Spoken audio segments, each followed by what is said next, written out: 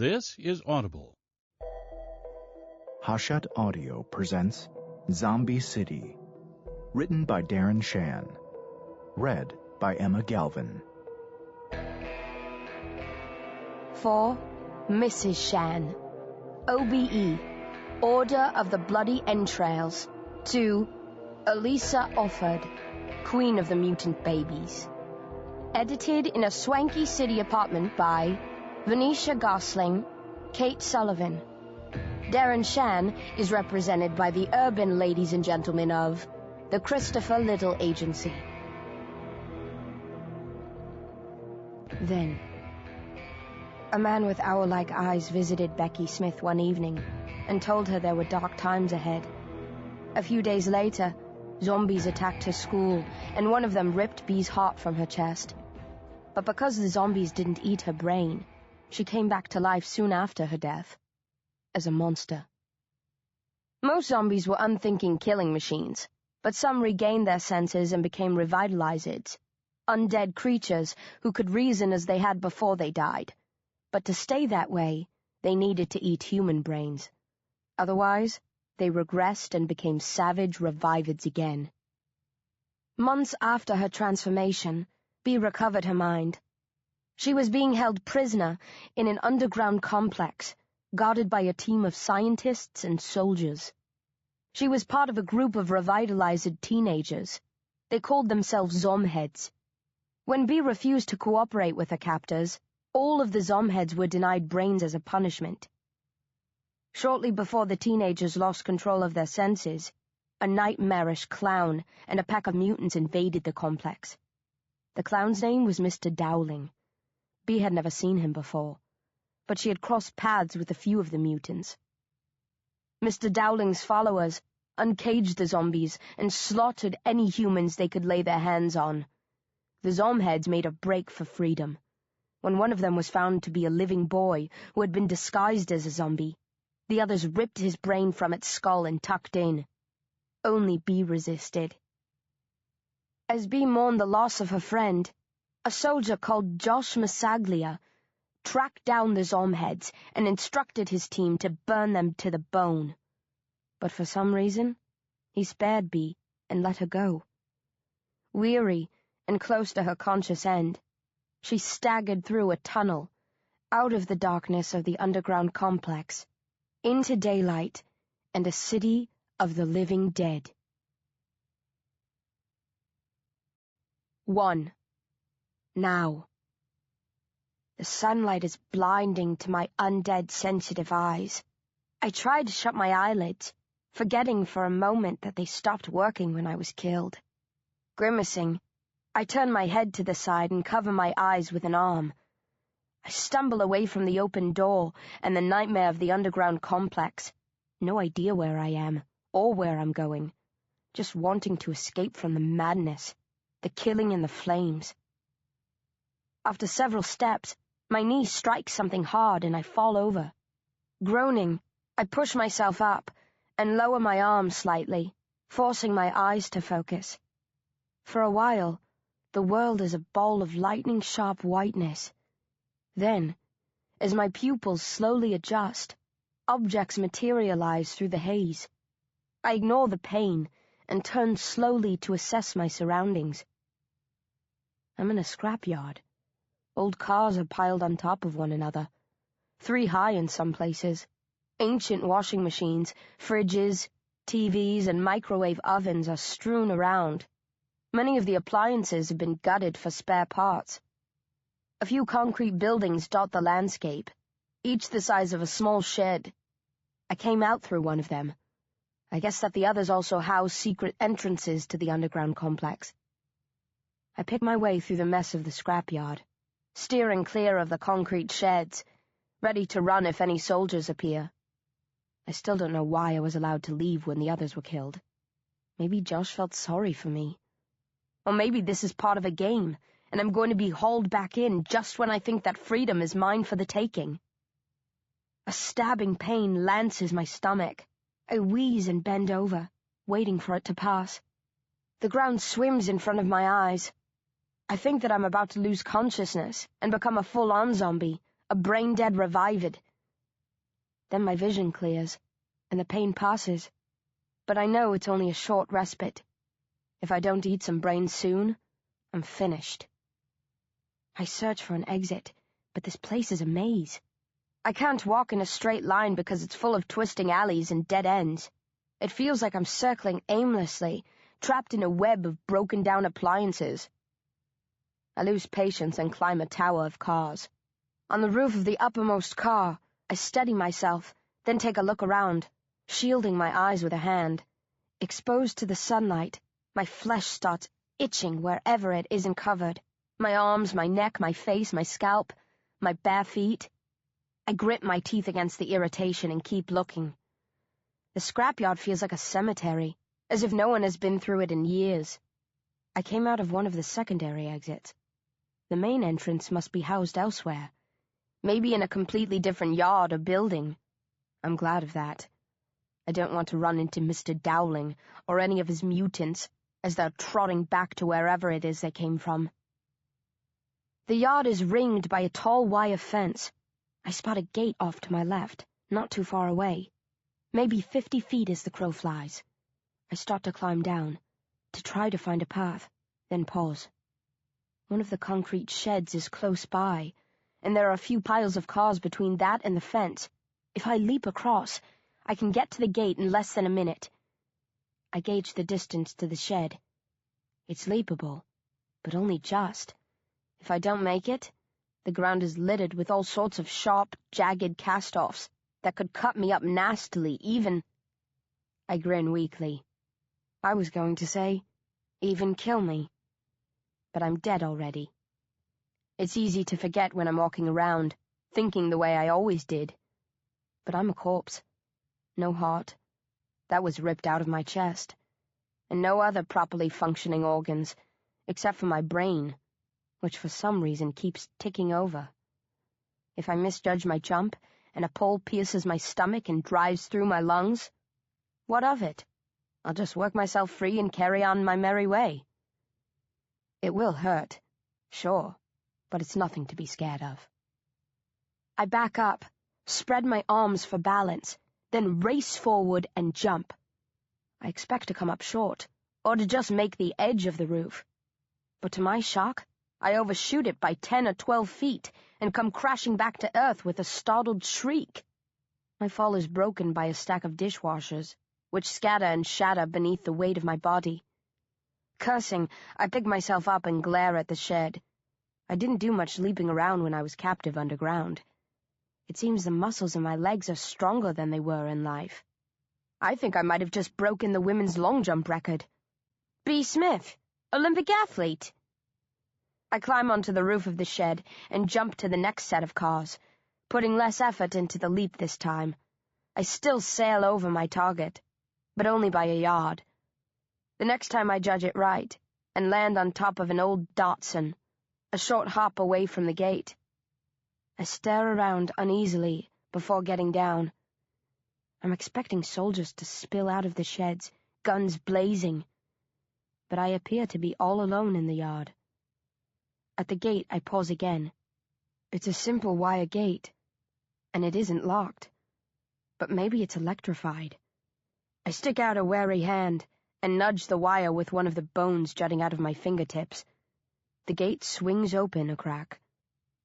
Nothing else happens. One last glance over my shoulder. Then I shrug.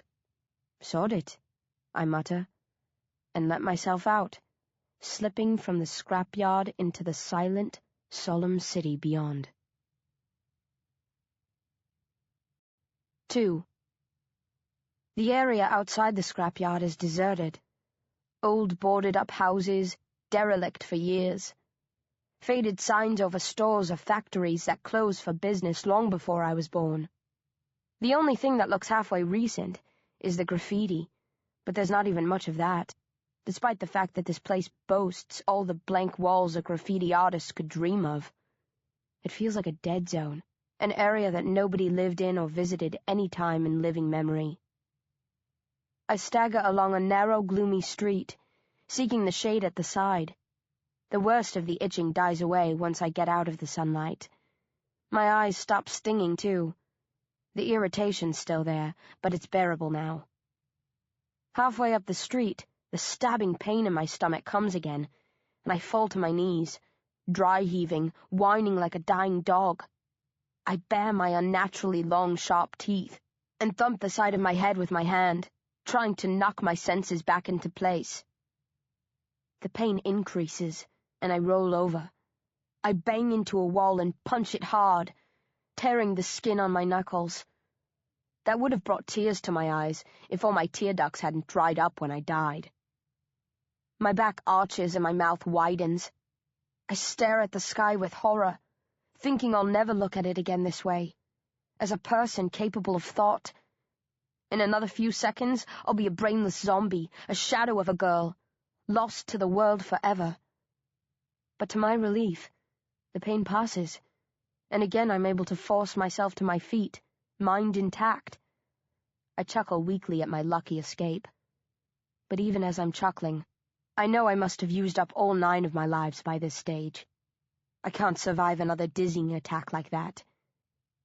I'm nearing the end. Even the dead have their limits. I stumble forward, reeling like a drunk. My legs don't want to support me, and I almost go down.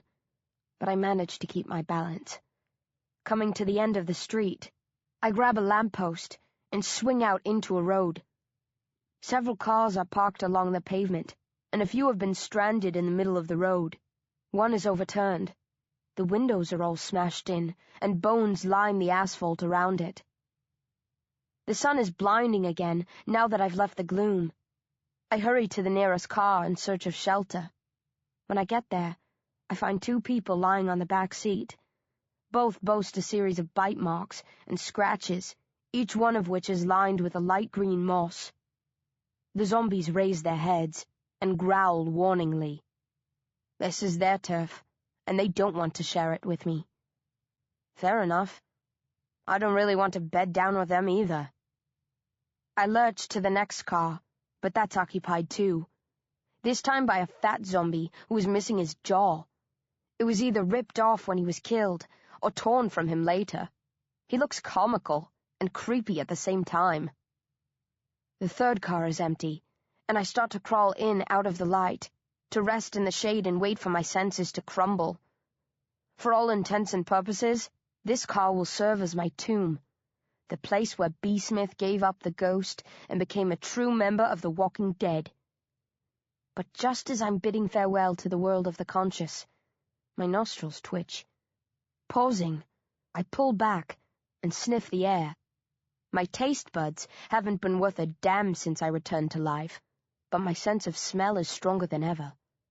I've caught a whiff of something familiar. Something that I was eating for a long time underground without knowing what it was. 3 cars farther down the road is a Skoda, the source of the tantalizing scent.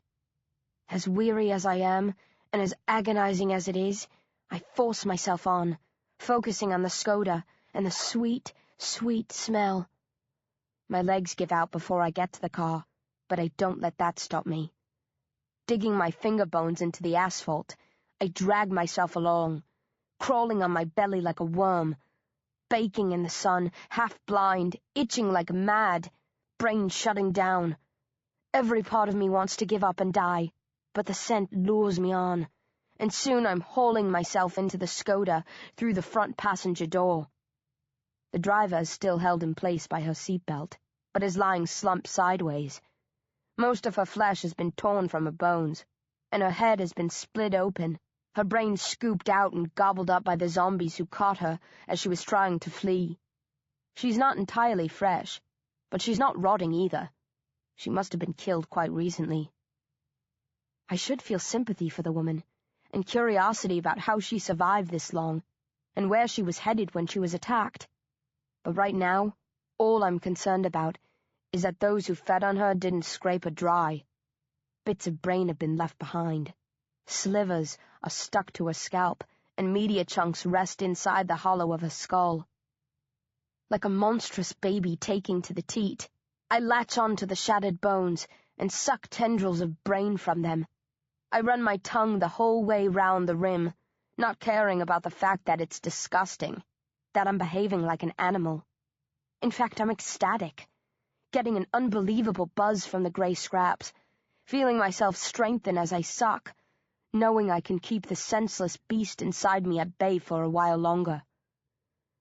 When I've sucked the bones dry, I pull back a touch, wipe my lips, then steel myself for what I have to do next, for what I am about to receive. I mutter, trying to make a sick joke out of the even sicker deed. Then I stick my fingers into the dead woman's head, scoop out every bit of brain that I can find, and stuff myself like a cannibal at Christmas. 3. Once I'm done dining, I lean out of the car and force myself to vomit. If I keep food inside my system, it will rot and attract insects. I've no wish to become a sanctuary for London's creepy crawlies. I pull back inside and shelter from the sunlight as best I can, staring glumly at the ceiling of the car, thinking about the underground complex, rage-killing Dr. Cerberus, and leaving us to our own devices. Poor Mark being eaten, the Zom heads being burned alive. What a horrible, pointless mess, the whole bloody lot of it. The road outside is deserted. Nobody moves.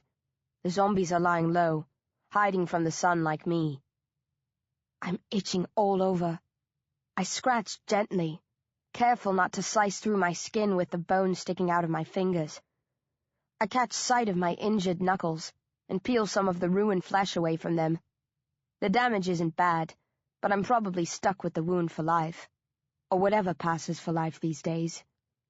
The hole in my chest where my heart was ripped out hasn't healed fully, so I don't think this will either. I'm dead. Your body doesn't regenerate when you're a zombie.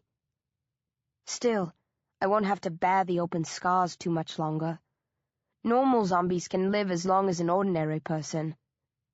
Those of us who recover our senses aren't so lucky. Dr. Cerberus told me that the brains of revitalizeds start to decompose once they fire up again. I've got a year, maybe 18 months.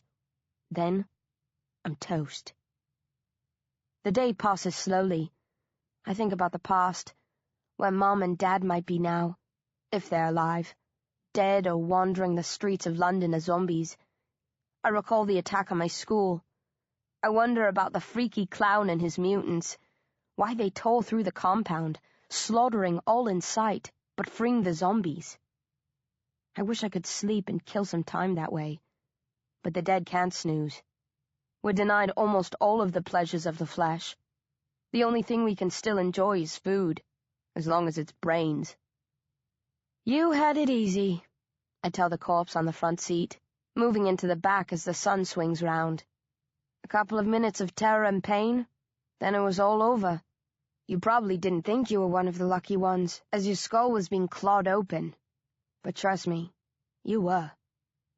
The woman doesn't respond, but I go on speaking to her anyway, telling her my story, my thoughts, my regrets, my fears.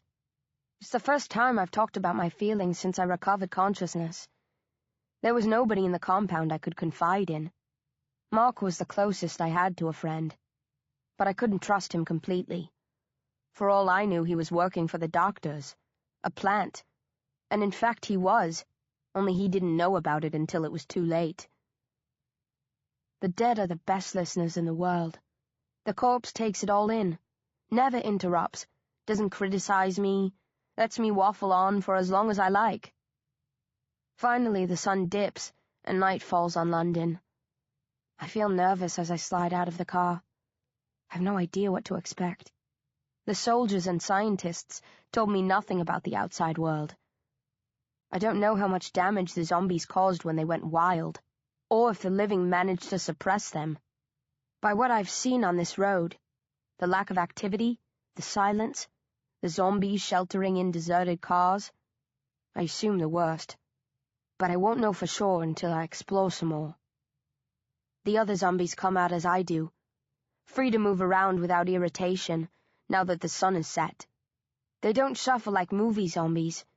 They walk almost freely, as when they were alive, but you couldn't mistake them for the living. Their eyes are glassed over, bones sticking out of their fingers and toes, Their teeth are too big for their mouths. They sniff the air like dogs. The fat guy I saw earlier gets a whiff of me and moves in closer, head twitching as he sniffs and listens. I let him come as close as he likes, curious to see what he'll do, if he can tell that I'm different from him. Something must register inside his chaotic mess of a brain, telling him I'm not entirely the same, because he circles me warily, studying me with his cold, dead eyes. "Take it easy, boss," I grunt, pulling up my t-shirt to reveal the hole in my chest. "I'm one of you. Honest, I am."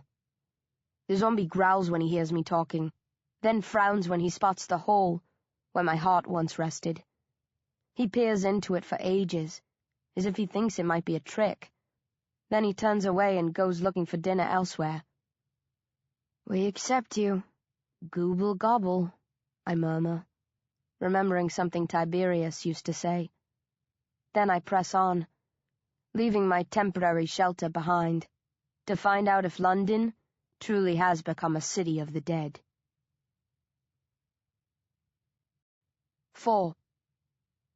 The streets are mostly deserted, and the only people I glimpse are zombies. They seem to be drifting aimlessly, sniffing the air, looking for living humans to feed on. Many groan or whine, scratching at their stomachs or heads, suffering hunger pangs.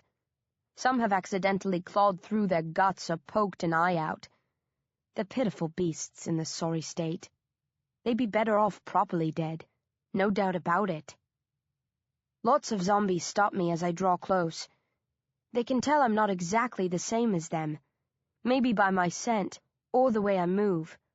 In almost every case, their face lights up with excitement, then creases with doubt, then returns to blankness once they realize I'm dead like they are.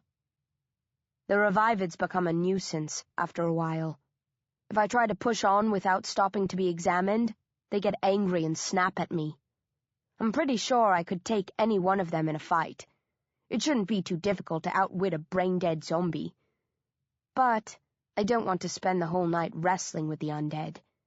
It's easier to stand still, let them give me the once-over, then move on when they lose interest. To clarify my situation, I rip a hole in my t-shirt to expose the left half of my chest. That speeds things up a bit. But some still stop me to make absolutely sure I'm not one of the living. With all the interruptions, I make little headway. It's been about a couple of hours since I left the car, but I haven't gone far. I spot a newsstand and let myself in. It's dusty. Shelves have been knocked down. Broken bottles litter the floor. The glass of the refrigerated section has been shattered. There are a few newspapers on the counter, all dated the day of the zombie attacks. The world's last normal day. The cash register is open, notes lying undisturbed inside it. I guess money doesn't matter much anymore. The electricity is off, but I can see fairly clearly. My eyes work well in the dark, better than they do in strong light. I find a large A to Z guidebook and take it outside. I look for a street sign, then do a quick check in the book. I'm in the East End. I don't know this area well, but I'm not far from more familiar territory. It's probably pointless, but with nowhere else to head for, I figure I might as well go home. I doubt I'll find anyone there, but at least I'll be in more comforting surroundings. I replace the A to Z with a smaller map and stick it in the back of my jeans. Then I set off in a slight northwest direction, picking my way through the streets, stopping whenever I'm challenged by one of the roaming dead. I endure the stop-start process for another hour before I get sick of it. It'll take forever if I keep going like this. There has to be a better way, and I think I know what it is. I could try a motorbike or car, of course, but I never learned to drive. And anyway, the roads are cluttered with crashed vehicles. I find a street packed with shops and go on a scouting mission. First, I slip into a drugstore and hunt for eye drops. My eyes don't produce tears now, so I need to keep moistening them, or they'll dry out and my vision will worsen. Once I've doused them, I load a bag with several bottles and look around, wondering if I need anything else. I think about bandaging over the hole in my chest, but it's not a medical necessity. Apart from the green moss, I haven't seen any signs of infection. And besides, the open hole makes it easier for the Walking Dead to identify me as one of their own. I move on and spot a hardware store. I spend a bit longer in this shop, testing a variety of tools, looking for weapons in case I have to fight at any point. The zombies haven't bothered me so far, but I can't rely on them leaving me alone forever. I know from the tests underground that they'll attack revitalizers if they feel threatened. I don't plan on antagonizing anyone, but sometimes things can get out of control. Better to be safe than sorry. I settle on a hammer, a couple of screwdrivers, and a chisel. Light, easy to carry and use, effective. I spend a long time among the drills, playing around with them, wincing at the shriek they make. My sense of hearing is much better than it was when I was alive, but loving their sheer ferocity. It would be cool to become a drill-packing zombie, but the bulky machines aren't practical, so in the end, reluctantly, I leave them behind. A file, on the other hand, is vital, and I spend even longer testing out the goods in that section. My teeth are constantly growing and need to be filed back every day or two, otherwise they'll fill my mouth and I won't be able to speak. When I find a file that does the job, I give all my teeth a thorough going over, then stick it in my bag, along with replacements, and mosey on. Next up, a large department store. Zombies are patrolling the aisles, checking behind clothing racks, looking for any juicy humans they might have missed. They keep mistaking mannequins for living people. They jump on them, growling and howling, then realize their mistake and trudge away sullenly. I get a good laugh out of that, but lose interest after the 7th or 8th time and carry on. I browse the racks, looking for clean jeans, a new t-shirt, and a long-sleeved, heavy sweatshirt. I tear a hole through the sweatshirt and t-shirt to show the cavity in my chest, then pick up gloves and a nice leather jacket, one of the most expensive in the store. I dress in the middle of the shop, not bothering with the changing rooms. The zombies don't take any notice of me as I strip down. They're not interested in nudity, only brains. I try on shoes once I'm comfortable in the clothes, but can't easily slip them on because of the bones poking out of my toes. Finally, I grab a few pairs of socks and jam them over my feet, letting the bones stick out through the ends. A good hat is the next item on my shopping list. I don't find anything that I like in the women's section, so I head to the men's department and spot an Australian cork hat. Once I've pulled off the corks and string, it's perfect. With its wide brim, it will shade my face and neck. "Good day, mate," I drawl in a terrible Australian accent, studying myself in a mirror. "Looking good, sport." I try to wink at my reflection, forgetting again that my eyelids don't work. I scowl, then laugh at my foolishness. No worries. I make my final stop by one of the sales desks, where sunglasses lie scattered across the floor. I root through and find a few that fit me, and that I don't mind the look of. When I'm happy with my choices, I put 3 pairs in my bag and clip the other pair onto the neck of my sweatshirt. All sorted, I grab some magazines, return to the windows at the front of the store and lie down. I spend the rest of the night reading about showbiz stars, who will never glitter again now that the world has gone to hell, glancing up every so often to watch the occasional zombie prowl past outside. When dawn breaks and the streets clear, I get up, toss the magazines aside, slip on my glasses and hat, pull on my gloves, and step out into the brightening day. My eyes tighten behind the shades, but gradually adjust. They're not as sharp as they were in the darkness, but protected by the dark glasses, I can see okay. I move into the middle of the road and stand bathed by the rays of the sun, to test whether or not they irritate me through the covering of my clothes. They do to an extent, and the itching starts again, but it's nowhere near as bad as it was. I can live with it, so to speak. "Right," I snap. "The day is mine." And off I set, through the empty streets, claiming them as my own. B. Smith, Queen of the City. 5. In all honesty, it's not much of a city to be queen of. I used to think that London was one of the most exciting places in the world. Always buzzing, always something going on. Now it's like walking through the world's biggest graveyard, and an ugly, messy one at that. The battle between the living and the dead must have been apocalyptic. There are signs of chaos everywhere. Broken windows, crashed cars, corpses left to rot outdoors. Many houses and shops are burnt out, and fires still smolder in some of them. In other places, pipes have burst, and streets are flooded. There are bloodstains everywhere, and lots of dried pools of vomit. The revivids might not be as mentally clued in as I am, but it looks like they figured out the vomiting part easily enough. I guess even the most senseless dead get a shiver at the notion of playing host to a brood of worms, maggots, and the like. The stench isn't as bad as I thought it would be, but it's fairly gross all the same, especially since my nose is more sensitive than it once was. Birds, rats, and insects are feasting on the vomit, blood, and rotting flesh. They're enjoying the run of the city now that the zombies have withdrawn for the day. The more alert creatures scatter as soon as they spot me, the birds taking to the air, the rats vanishing down the nearest hole. Only the insects ignore me, and go about their business uninterrupted. The electricity supply varies from street to street. In some it's been cut off, and every house is dead. In others it's as strong as ever. Lights are on, static crackles from radios, TV sets flicker in shop windows.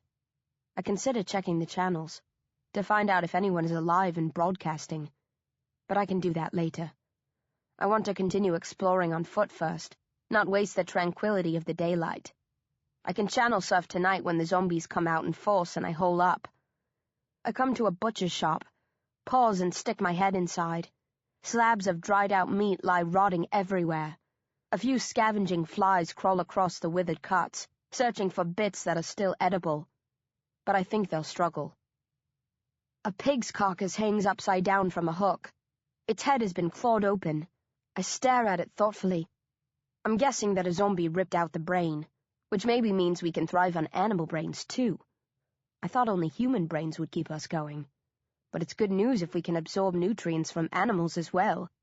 I'd much rather scoop clean the inside of a pig's head than a human's.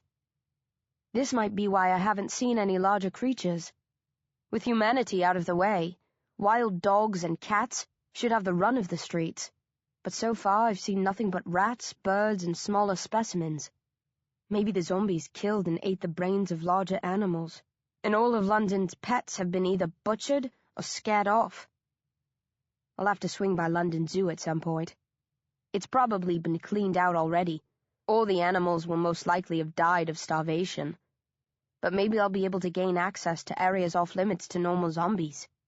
The good thing about having a working brain is that you can read maps and search for keys to unlock doors. Simple tasks that are beyond most of the undead. As I turn away from the pig, I notice a small red Z painted on the frame of the door. A tiny arrow just beneath it. I frown, trying to remember where I've seen something like that before. Then I recall Mr. Dowling daubing my cheek with a mark just like this one. I glance around nervously. Have the clown and his mutants been here? Might they be watching me now? Mr. Dowling freaked me out big time, especially when he opened his lips and dropped a stream of living spiders over me. I don't want to hang around and risk another run-in with him. Hurrying from the shop, I come to a set of traffic lights. The electricity is working here, and the lights are operating as normal. The red "Don't Walk" man is illuminated and I automatically stop, waiting for the light to change to green. After a few seconds, I squint at the light, look left, then right. Nothing moves. Of course not, I grimace. There's no traffic because everyone's dead. You're a bloody moron, B. I chuckle at my stupidity. Stopping for a traffic light in the city of the dead. I'm glad none of my friends live to see that. Ignoring the red light, I step out into the road. I'm not far from my old neighborhood. Another hour, maybe a bit more, and I'll be back on... An engine roars into life. My head snaps round, and I spot a car tearing towards me. It had been parked nearby. I'd seen people moving around inside, but figured they were zombies sheltering from the sun. I figured wrong. Before I can withdraw to the safety of the pavement, the driver turns on his headlights, and I'm momentarily blinded, even wearing the sunglasses. Wincing, I turn my head away and shake it wildly, disoriented and in pain. Then the car smashes into me and knocks me flying through the air, far down the middle of the road, which up until a few seconds ago seemed just as dead and unthreatening as any other in this ghost city of the damned. 6. I hit the ground hard and slide for a few yards before coming to a stunned stop. Shaking my head, I woozily get to my feet. No bones seem to be broken, but my elbows have been badly grazed, and the back of my head is throbbing. I run a hand over my scalp. Lots of torn flesh, but it doesn't feel too serious. The jacket and clothes I picked up earlier are ripped to shreds, but all things considered, it could have been a lot worse. Then the doors of the car open, and as 4 men step out, I realize it's far too soon to be judging this a lucky escape. The men are dressed in camouflage and black boots.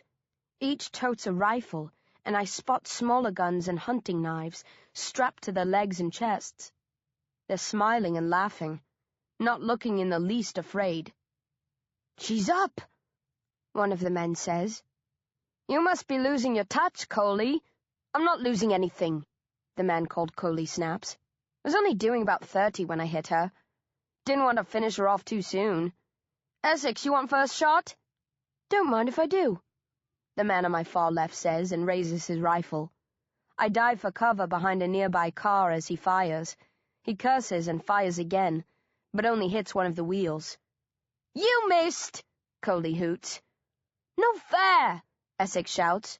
"They're not supposed to hide."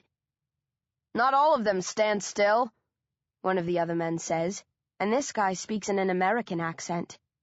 "The survival instinct is still alive in some. Looks like we might have a real hunt on our hands, gentlemen." "You want to deal with her, Barnes?" Coley asks. "No," the American says. "Let's give Tag a shot first. This is what we brought them along for." "What do I do?" the 4th man asks. He sounds nervous. "Edge over to your right," Barnes says, and I hear him creeping around to my left. "I'll flush her out as soon as she—" I don't wait for him to give more orders. Keeping low, I race back towards the butcher's shop, catching the men by surprise. A couple yell with alarm and fire wildly. Bullets scream past, but I keep going. I'm close to the shop when one of the men hits the window with a bullet and it shatters. As glass sprays everywhere, I fling myself through the hole and roll across the counter before dropping to the floor and taking cover. "Hellfire!" Essex shouts. "Did you see that?" "Careful, boys," Barnes drawls. "We've got a live one here, relatively speaking." "How do you want to play this?" Coley asks. He sounds excited. "That depends on these two," the American says. "Do you want to go in after her and risk the thrill of a close encounter, or would you rather we smoked her out?"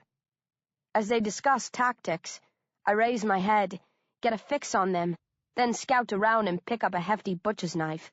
This is why I came back here rather than flee down the road. I was a target out there.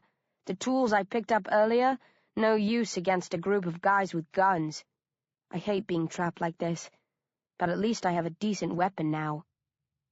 Shuffling backwards, I search for another way out. There's a door at the rear of the shop, but it's locked, and I can't find the key. I hurl myself at the door, hoping to smash through, but it's made of metal, and it holds. I only bounce off it, bruising my arm in the process. "What's she doing?" I hear Tag cry. "Maybe she's lost her head and is thrashing around.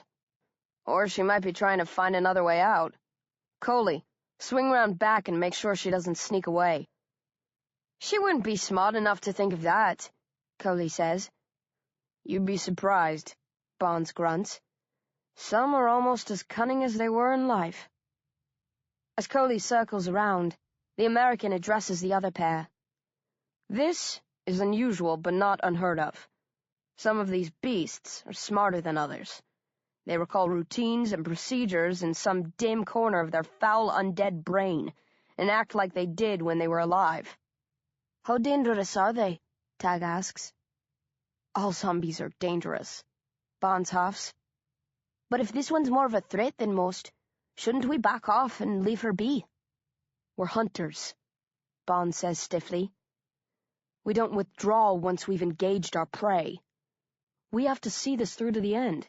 If you prefer, you can return to the car and wait for us there, but my advice is to stick together. Never forget that this is a city of the undead. There's safety in numbers. I can't protect you if you cut yourself off from the rest of us." "I didn't know it was going to be like this," Tag grumbles. "Quit whining," Essex snarls. "They told us it could turn nasty. We knew the risks coming in. This is all part of the fun. Right, Bonds?" "Sure," Bonds says dryly. "Fun. That's what we promised you guys, and we won't let you down. Coley, you in place yet?" "Got it covered," Coley shouts. "Then if you boys will give me a minute."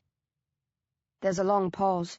I peer over the counter, trying to see what they're up to, but Tag and Essex start firing as soon as they spot my head.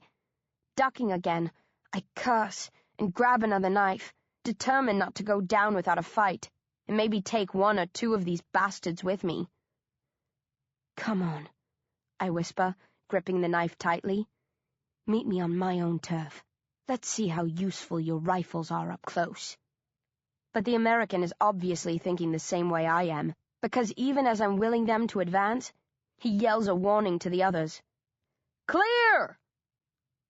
A couple of seconds later, a bottle comes flying through the window.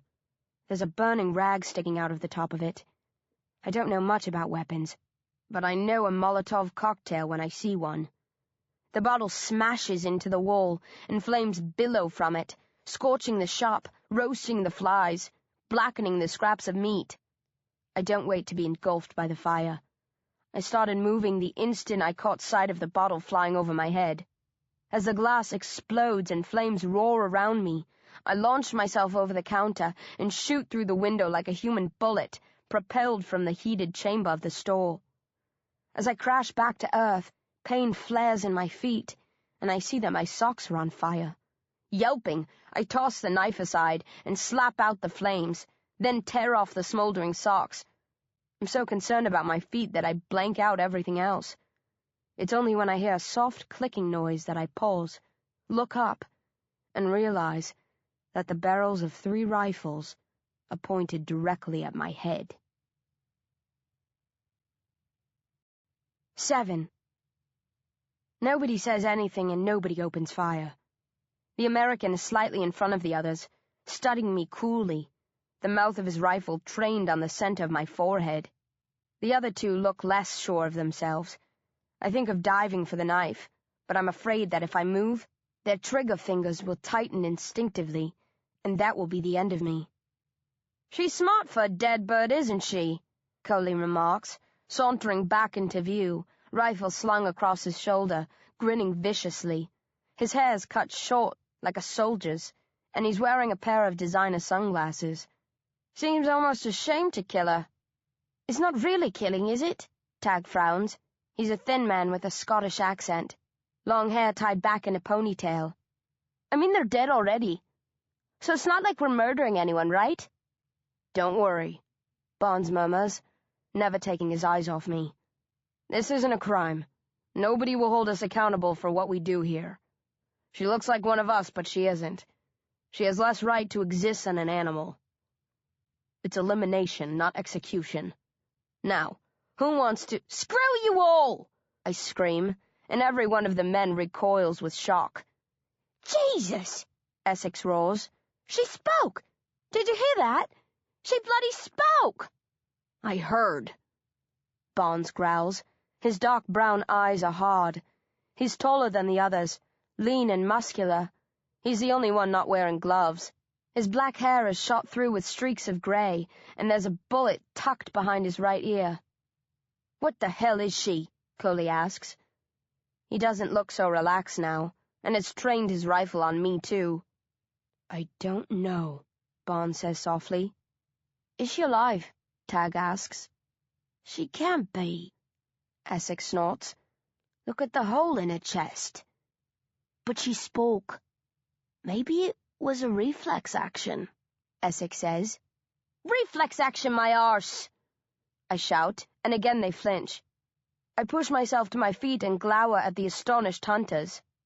My name's Becky Smith. I'm a teenage girl. If you shoot me, there are plenty of people out there who bloody will hold you accountable. Bonds blinks and lowers his rifle a fraction. Are you a zombie? What does it look like?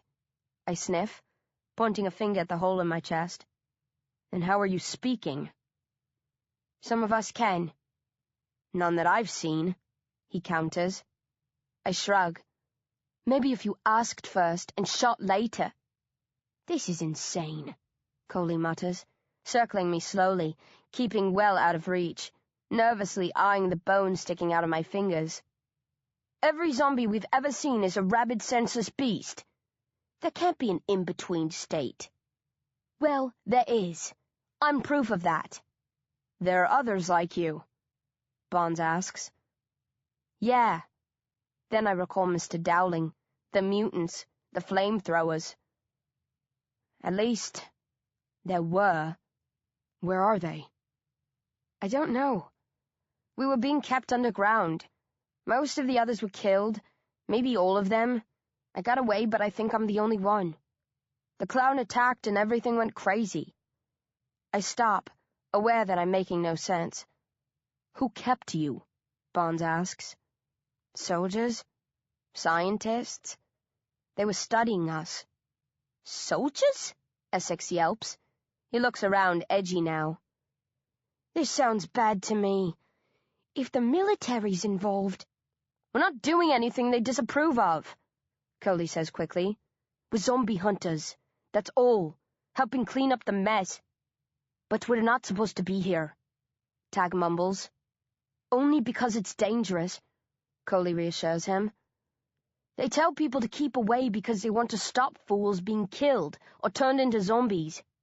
But nobody's going to give professionals like us any grief for coming in and shooting some of the buggers. We're saving them a job. Still, Essex says, pointing his gun away from me, I think we should split. I don't want to be caught here by the army. They might mistake us for zombies and open fire from afar. I want to leave now. We came here to hunt, Coley snarls. You both begged to join us. We didn't force you. I know, Essex says stiffly.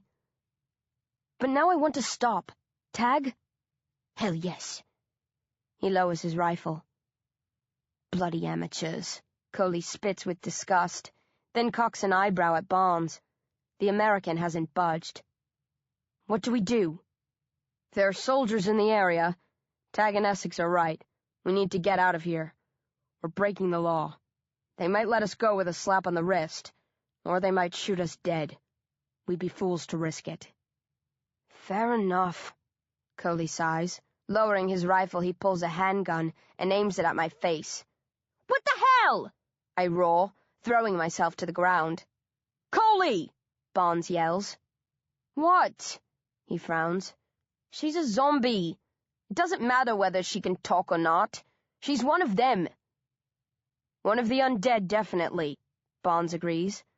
But partially, one of the living, too. I don't know how she can respond, but she's more than a walking corpse. Coley laughs cynically. Not much more. I say we kill her. One less zombie is always a good thing. He takes aim again. This is murder! I howl. I can talk! I can think! I used to go to school! I don't know why I shouted that last line. It just popped out. Hush now, Coley purrs. One little bullet, and all your worries will be behind you. Hold! Barnes barks. We're hunters, not killers. We mop up the dead. We don't execute the living. She's a zombie, Coley protests. But unlike any other we've encountered, she can reason. She can plead for her life. We don't have the right to kill someone who understands what we're doing." "Not a someone," Coley sneers. "A something. And you might be going soft in your old age, but I'm not about to lose focus. These bastards killed the people I loved. I won't stop as long as they're active, and I don't give a damn if they can talk or not." Coley cocks his gun. Tag and Essex gape like children. Barnes goes on staring at me. "She said her name is Becky Smith," Barnes says softly. "I heard." Coley shrugs. "I don't care." "Have you ever killed something that could tell you its name?" Barnes presses. "As it happens, yes," Coley says. "That didn't stop me then, and it sure as hell won't stop me now. She's a bloody zombie. They're the bad guys, remember?" "I don't know about good and I don't know about bad," Barnes replies softly. "Until a few minutes ago, all that mattered to me was the living and the undead. I thought the world had been divided neatly along those lines, and I operated accordingly. Now I see it's not so simple. I can't kill this girl, even though she's missing a heart. She's too much like a real person." Coley stiffens. "Are you saying you'll stop me if I try to shoot her?" Barnes considers that. I start to smile. Then he says, "No." And my smile fades away to nothing. Coley grins and takes final aim. "I don't have the right to stop you shooting her," Barnes adds. "You're a free agent. I'm not your boss. You're not answerable to me. And maybe you're right. Maybe she is a monster. And we have every right to cull her like a rabid hound. But if you kill her, I'll put a bullet through each of your kneecaps and leave you here for the other zombies to pick apart come night." Coley does a double take. Barnes' expression doesn't change. If he's bluffing, he's got a first-rate poker face. "You'd do that to me?" Coley asks softly. "After all we've been through these last 6 months?" "I'd have to," Barnes says. "In my view, that would be the only appropriate response. If you feel you have to kill this girl, I won't stop you. But be aware of the consequences." "You'd choose a zombie over a friend," Coley snarls. "You're no friend of mine any more than I'm a friend of yours." Barnes smiles icily. "We're just a couple of guys who hunt together." Coley weighs his options. I can tell he'd love to put a bullet through Barnes's head almost as much as he wants to put one through mine. But the American has a lethal air about him. He's not someone you go up against lightly. "Have it your way," Coley finally snarls, holstering his gun. He heads for the car, not looking at any of the others. "Head on back, boys," Barnes says, nodding at Tag and Essex. In a daze, they follow Coley to the vehicle and get in. Coley fires up the engine and revs it angrily. For a moment, I think he plans to mow down the American, but Barnes never gives any indication that he's worried. And although the car rumbles forward a few feet, Coley doesn't push things any further. "You've had a lucky escape today," Barnes says. "Yes," I gulp. "Thank you." "In this city? You better hope you stay lucky," he mutters, then backs up, keeping his rifle trained on me the whole way, until he gets into the car. As soon as the door slams shut, the car squeals past. The last thing I see of the hunters is an angry-looking Coley giving me the finger. Then the car turns a corner and is gone, leaving me lying alone in the road, still trembling at my narrow escape. 8. I drag myself through the streets, limping, bruised, the flesh torn to shreds on my elbows and at the back of my head. I don't think any bones are broken, though I can't be certain. The pain isn't as bad as it would be if I was alive, but it's pretty damn excruciating. I recall the look of hatred in Coley's eyes as I stumble along. Oddly enough, I don't blame him for wanting to kill me. I probably had the same look when I first saw a zombie. We're monsters, plain and simple. The dead can, by definition, have no automatic right to life. I make slower progress than before, hampered by my injuries. It's dusk before I turn onto the street where I used to live. Some of the keener, or hungrier zombies have already come out of hiding and are on patrol. A few stop and sniff me as I pass, losing interest when they realize I'm more like them than one of the living. Finally, I come to the block of flats where I grew up. I can see from here that our front door is open. We have electricity in this area, but no lights are on inside. It doesn't look like anyone's home, which is a good thing. My greatest fear as I drew closer was that I'd find Mum, eyes glassed over, human flesh stuck between her teeth, lost to me forever, in a state worse than death. I'm not so worried about Dad, as I'm pretty certain he made it out alive. He is the luck of the devil. I'm not sure what I'd do if I found her and she was a zombie. I'd want to kill her, to end her suffering, but I don't think that I could. I spot a few familiar faces on the street, neighbors from a past that seems 1,000 years removed. Nobody that I really cared about, though. Ignoring them, I crawl up the 3 flights of stairs. As I pass a giant arse that is spray-painted on the wall, I slap it for luck and grin fleetingly at the memory of happier times, and limp along the landing, then step inside what used to be my home and shut the door on the outside world. The flat smells musty. The heating hasn't been turned on for months, and none of the windows are open. Most of the doors are closed, a habit of Mum's.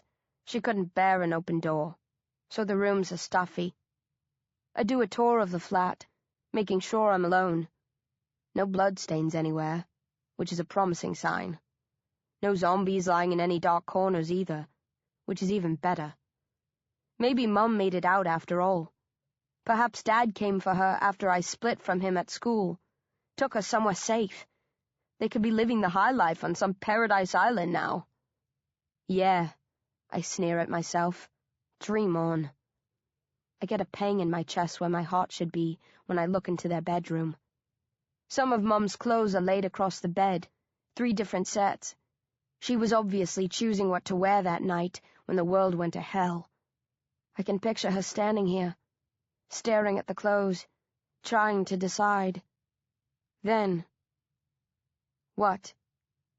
Killed by zombie? Turned into one of the living dead?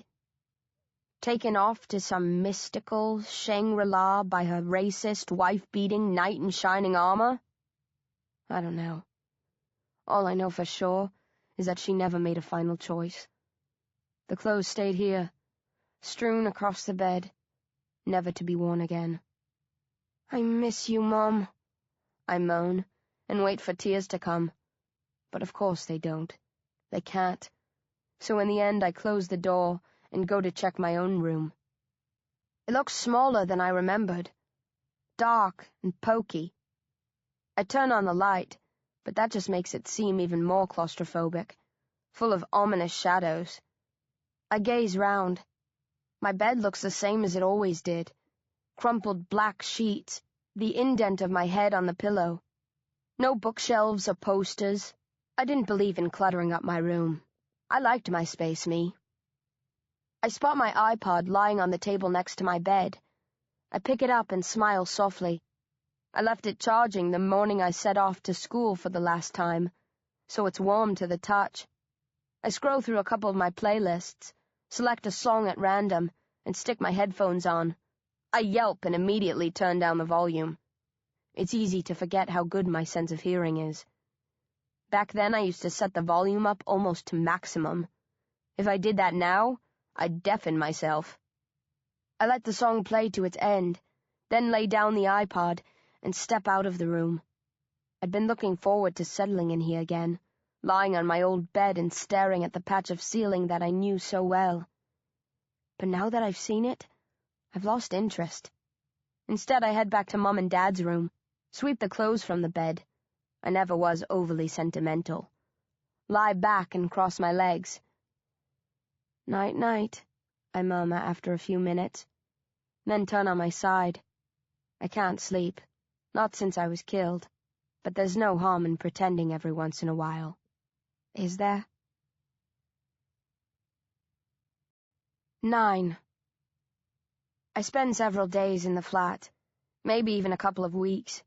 Hard to tell for sure. One monotonous day blends into another, and I lose track after a while. I only leave 3 times to feed.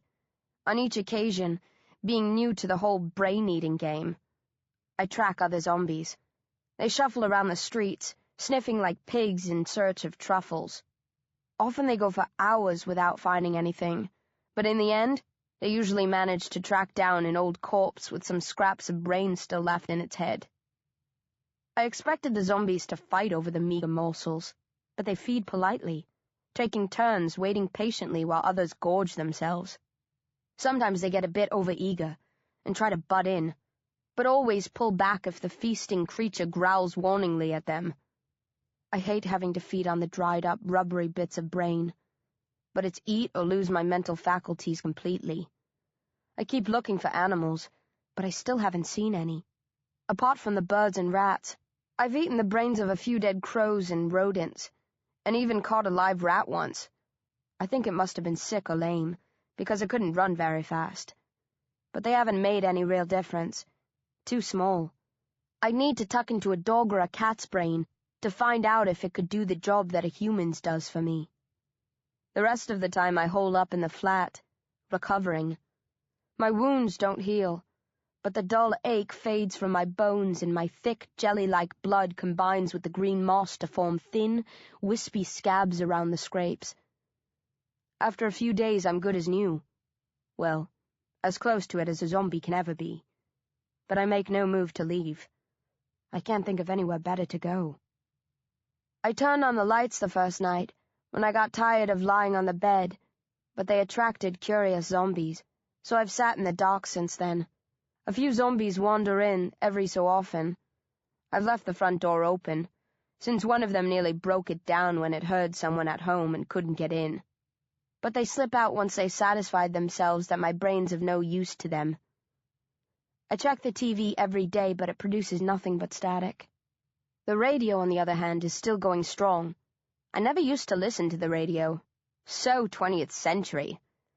But Mom always had it playing in the background when she was cooking, ironing, etc. There are far fewer channels than before. One for official state news, which plays all the time, run by whatever remains of our government and civil service, plus a few independents that broadcast sporadically. The state reporters give the impression that the military have everything in hand, that they're restoring order, people shouldn't panic, it's all going to work out fine. The independents give more of a sense of the chaos that the world is experiencing. Some of them are critical of the soldiers, claiming they've been opening fire wildly in certain areas, killing the living as well as the dead. A few drop dark hints that the military staged the zombie coup and are eliminating anyone they don't approve of. I don't pay too much attention to the politics of specific broadcasters. I'm not interested in any particular pundit's opinion. I just want to get to grips with as many cold hard facts as I can. By switching between the various channels and filtering out the positive spin of the state channel and the manic gloom of the independent, I fill in a lot of the blanks and get up to speed with what's been going on in the world since my heart was ripped out all those months ago. Zombies launched simultaneous attacks in most major cities: New York, Tokyo, Moscow, Sydney, Berlin, Johannesburg, and scores more, torn apart by the living dead, ruined graveyards of the grand cities they used to be. The undead spread swiftly. They were almost impossible to stop. Armies everywhere opposed them, but all it needed was for one zombie to infect a couple of soldiers, and soon they were fighting among themselves, forced to break ranks and retreat. Estimates of the numbers lost to the hordes of the walking dead vary wildly, but most reporters agree that it's probably somewhere between 4 and 5 billion. I have to repeat that slowly to myself the first time I hear it, and even then, I can't really comprehend it. 4 or 5 billion. Most of the world's population, slaughtered or reduced to the status of reanimated corpses. How's this planet ever supposed to recover from that? Nobody knows where the zombies came from, how the disease manifested itself so swiftly, so globally, And, in truth, nobody's overly concerned. Right now, their first priority is survival. When the attack started, many small islands were spared. Survivors flocked to those on planes and boats. At first, the residents accepted everyone. But then a few islands fell when boats docked or planes set down, and zombies streamed out of them, having sneaked aboard. After that, the locals in other places began implementing security checks and setting up quarantine zones, opening fire on anyone who tried to bypass the process. On the mainland continents, millions of people who can't get to the islands have established fortresses wherever they can. In some cases, they've barricaded themselves into apartment complexes, prisons, schools, or shopping malls. Even though their forces have been severely depleted, the armies of the world are the sole governors of society now. Most politicians were wiped out in the first wave of attacks, and those who survived no longer have any real clout. It's martial law wherever you turn.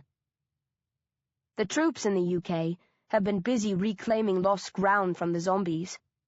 They've converted a series of towns and villages across the country into fortified barracks, building huge walls around them, including areas of open fields within the fortifications, so that they can cultivate the land and live off what they grow. The reporters on the state channel are proud of the Army's sterling work, and every news bulletin includes reports from some of the reclaimed towns, focusing on the resilience of the people living and working there, their struggle to survive, the way they're doing all that they can to rebuild normal lives for themselves. The independents are more scathing. They say that residents are treated like cattle, forced to do whatever the soldiers tell them. If they resist, aerial units are sent to blow holes in their defenses, to let zombies stream through freely. I'm not convinced by the wilder reports, but in this zombie-plagued new world, who knows for sure? I keep an open mind, filing everything away. The Army's ultimate aim is to push the zombies back, section them off, then wipe them out. But that will take time. At the moment, they're not equipped to engage in a full-on war with the undead. As stern generals keep explaining, their current focus must be on the 3 R's: reclaim, recruit, recover. Reclaim towns, recruit more survivors, recover their strength. Then they can let rip. It's terrifying at first, thinking of humanity reduced to this, living off scraps, penned into grimy hovels, under constant siege by their former colleagues and relatives, knowing that all it takes is a single breach, one lone zombie in the mix, for everything they've worked so hard for to come crashing down around them. But after a while, I get used to it. This is the norm now. You can only be shocked by a thing for so long before it starts to lose its impact. Yeah, the world's a dark, terrible place, and it's horrible listening to stories of children eating their parents or mothers chowing down on the young. But you know, when all's said and done, you've got to get on with things. I only keep following the news after the first few days because of one particular story. The Army has been making rescue attempts recently. Lots of people are trapped in cities, even after so many months, lying low at night, foraging for food and drink in the daytime while the zombies are at rest. The military announced a city a few days ahead of a planned mission, telling the people who are listening to get ready. Then on the morning of the rescue, they declare a meeting point and fly in at an appointed time, usually the middle of the day when the sun is at its strongest. They aren't always able to rescue everyone who turns up, and sometimes zombies attack, cutting the evacuation short. But they've extracted hundreds of refugees and escorted them to secure settlements and have vowed to carry on. Things would be a lot easier if the phones worked, but as I found out early on when I tested ours, they're even deader than the zombies. All of the landlines are down, and all of the mobile networks too. The internet is screwed as well. The only way the Army can contact trapped survivors is through the news on the radio, but that's a one-way means of communication. According to the reports, there have been a few rescues in London already. As the capital, it's been granted priority status. They did trial runs in some of the smaller cities first, but now they're hitting London regularly, a different part every time, so as to keep one step ahead of the zombies. The Walking Dead aren't as senseless as they appear. They seem to remember lots of functions, such as how to open doors or operate elevators. They've adapted. If they see a car passing a certain spot at a certain time more than once, they can anticipate its reappearance and lie in wait for it. But they don't seem to understand most of what is said to them. They react to certain tones of voice, recognizing a variety of commands, the way a baby or a dog can, but they're not able to listen to a broadcast and pitch up at a scheduled meeting place in advance. If the living are to win this war, it will only be because they can outthink their opponents. In every other respect, the zombies are a superior force, far greater in number, able to fight without tiring, not needing food or drink to continue. They don't have any weapons, but their bodies are deadly enough. Diseased missiles that are much more effective than a bomb dropped in the middle of a confined group of people.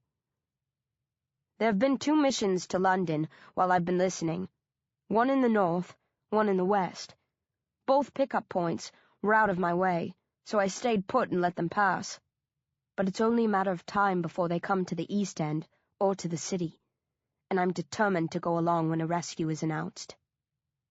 There have been no reports of revitalizids on any of the radio programs.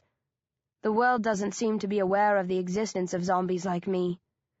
I'm not sure how the soldiers will react when I turn up, but I've got to try to tell them about the possible threat that revitalizids pose.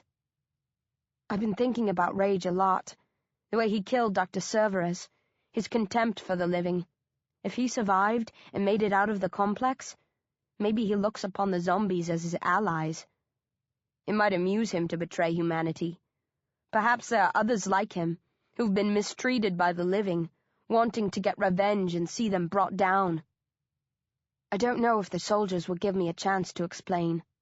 If they'll offer me shelter in return for my help, or shoot me the instant they set eyes on me. I suspect it might be the latter, but I've got to at least try to help, because I was one of the living ones, and if I don't cling to that memory and honor it, all that's left for me is the monstrous, lonely subexistence of the dead. 10. The call finally comes late one evening. There's going to be a mission to central London in 3 days. To make it clear, the reporter says that today is Sunday and the rescue will take place sometime on Wednesday. She's excited when she breaks the news. The other rescues in the capital have all been in the suburbs. This is the first time they've hit the center. They think it might be the largest operation yet, so they're going to be sending more helicopters and troops than normal. But she tells people not to worry. This is just the first mission of many, so if you can't make it this time, stay low and wait for the next. I head off first thing in the morning. It won't take me 3 days to walk to the West End, but I want to allow myself plenty of time to overcome any unexpected obstacles along the way, explore the area, find a resting place, maybe meet up with some of the survivors and convince them of my good intentions, so that they can act as middlemen between me and the soldiers. I pause in the doorway of the flat and glance back one last time, nostalgic, remembering Mum and Dad, the bad times as well as the good. And, being honest, there were more bad days than good. Dad was always too free with his fists. Mum and I were constantly walking on eggshells, afraid we'd say the wrong thing and set him off. But you know what? I'd take them all back in an instant if they were offered. Even the days when he beat us and drew blood and kicked us like dogs. He was a nasty sod. There's no denying that, but he was still my dad. I love him. I miss him. I can't help myself. I'll come looking for you, I say aloud to the memories of the 2 people who mattered to me most. If I survive, and you're out there, I'll try to find you, to let you know I made it through, to help you if I can. There's no answer or sign that somewhere, somehow, they magically heard. Of course not. I have to be a right dumb cow to believe that they're sitting up in a far-off compound, frowning at the ghostly echo of my voice, whispering with awe, "Bee?" "You're getting soft, girl," I mutter, then slam the door shut and head on down the stairs, whistling dreadfully. I can't carry a tune these days. Not now that my mouth is drier than a camel's arse. I wind my way through the streets, heading west. I've never walked this stretch of London before. We always got a bus or the tube if we were going up the West End, or a cab on occasions when Dad was feeling rich. I replace my clothes and jacket as soon as I can, for full protection from the sun. I'm still wearing the Australian hat. That should last me years if I don't lose it. Well, would last me years if I lived that long. But I've probably only got about a year and a half max, which means this might well prove to be a lifelong hat. The streets are quiet. I spot zombies in the shade of shops and houses, or resting in abandoned cars or buses. They stare at me hungrily as I amble past. I always make sure I turn so they can see the hole in my chest. If it wasn't so bright, they'd probably clamor out to make sure I wasn't trying to fool them, but they're reluctant to brave the glare of the day. They haven't thought of wearing sunglasses. They ain't bright sparks like me. I'm excited to be on the move, to have a goal, even if it's one that could result in my execution. I never did much when I was alive. Just hung out with my mates. Most or all of them are probably dead now, but I try not to brood about that. Or festered in my room. It wasn't a fascinating life by any standard, but it beat the hell out of being held prisoner underground, and the monotony of the last few weeks. I was going stir-crazy in that flat, but I only realize how bad things were now that I've left. You know you've been seriously climbing the walls if the thought of heading off on a suicide mission makes you feel happy. I lose my way a couple of times, but don't bother checking the map. It's a nice day. I'm enjoying the stroll. No zombies or hunters are hassling me. So what's the rush? I come to a railway station.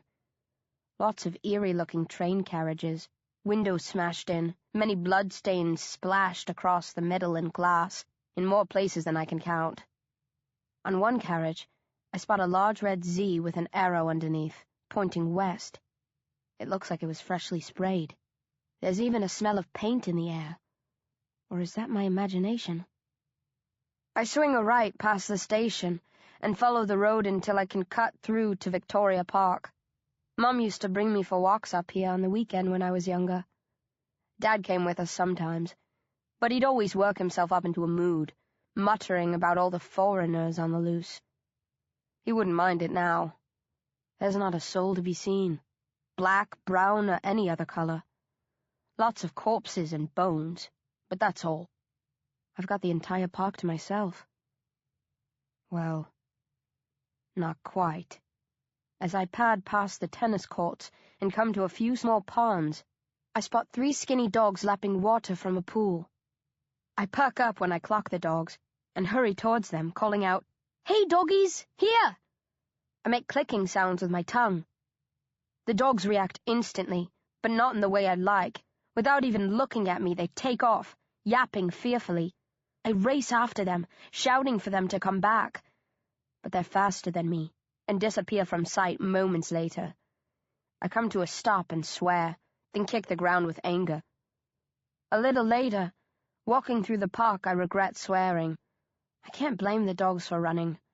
These past months must have been hellish for any animal trapped here. If zombies eat an animal's brain as readily as a human's, they'll have gone for every pet in the city. To survive, you'd have to learn to be sneaky, to only come out in the daytime, to avoid all contact with the 2-legged creatures that were once so nice to you. I think even Dr. Doolittle would have trouble getting animals to trust him these days. I spend an hour or more in the park. My skin's itching from the sun, even protected by my heavy layers of clothes, but I press on, determined not to let that spoil the day for me. A pity there's nobody selling ice cream.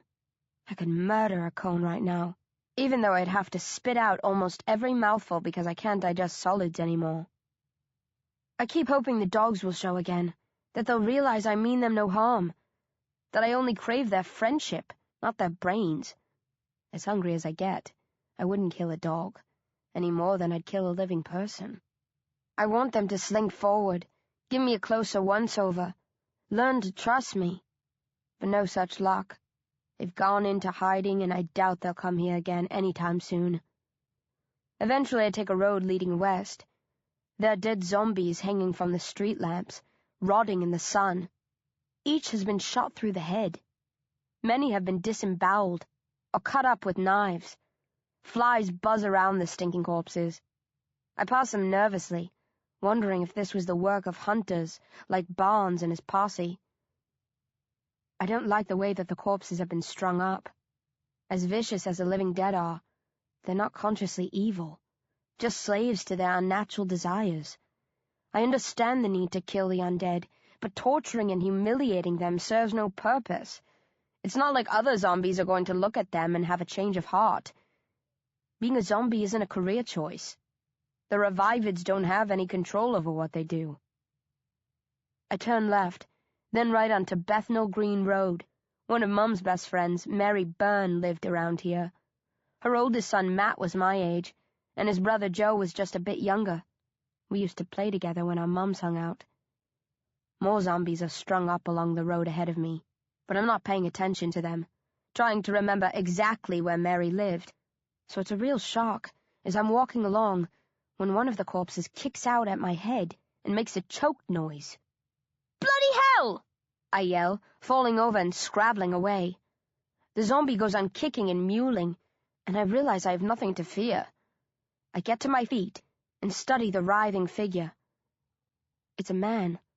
He's been stripped bare. His hands are tied behind his back and a noose around his neck connects to the lamp overhead. But the people who strung up the zombies left this one alive, either for sport or because they were scared off before they could finish the job. The man's flesh is a nasty red color, where he's been burnt by the sun. His eyes are sickly white orbs. He snarls angrily and kicks out furiously at the world. No telling how long he's been up there, but by the state of his eyes, I'd say it's been a good while. I should press on, but I can't. This guy means nothing to me, but I can't leave him like this. I wouldn't do this to anyone, even a savage killer, as he doubtless would become if given his freedom and a human target. "Hold on, Sunshine," I tell him. "I'll find a ladder and come free you." The zombie screeches hoarsely, limited by the rope around his throat. "Be patient," I snap. "I won't be long. Just give me a few minutes to go search for—" I come to a stunned halt. I was turning to look for a hardware store when I spotted something, just past the corner where I cut onto this stretch. I do a double take, but when I look again, it's still there. An artist's easel has been set in the middle of the road, straddling a white line. A medium-sized canvas rests on it, and just behind the easel stands a man, holding a painter's palette, gaping at me as if I'd come from another planet. "Who the bloody hell are you?" I roar, striding towards him. The man yelps and drops the palette. He turns and runs. I give immediate chase. He's faster than me, but I throw myself through the air, taking long jumps, and a few seconds later I overtake him and draw to a halt, blocking his way. The man screams and turns to run back the way he's come. "Don't try it!" I shout.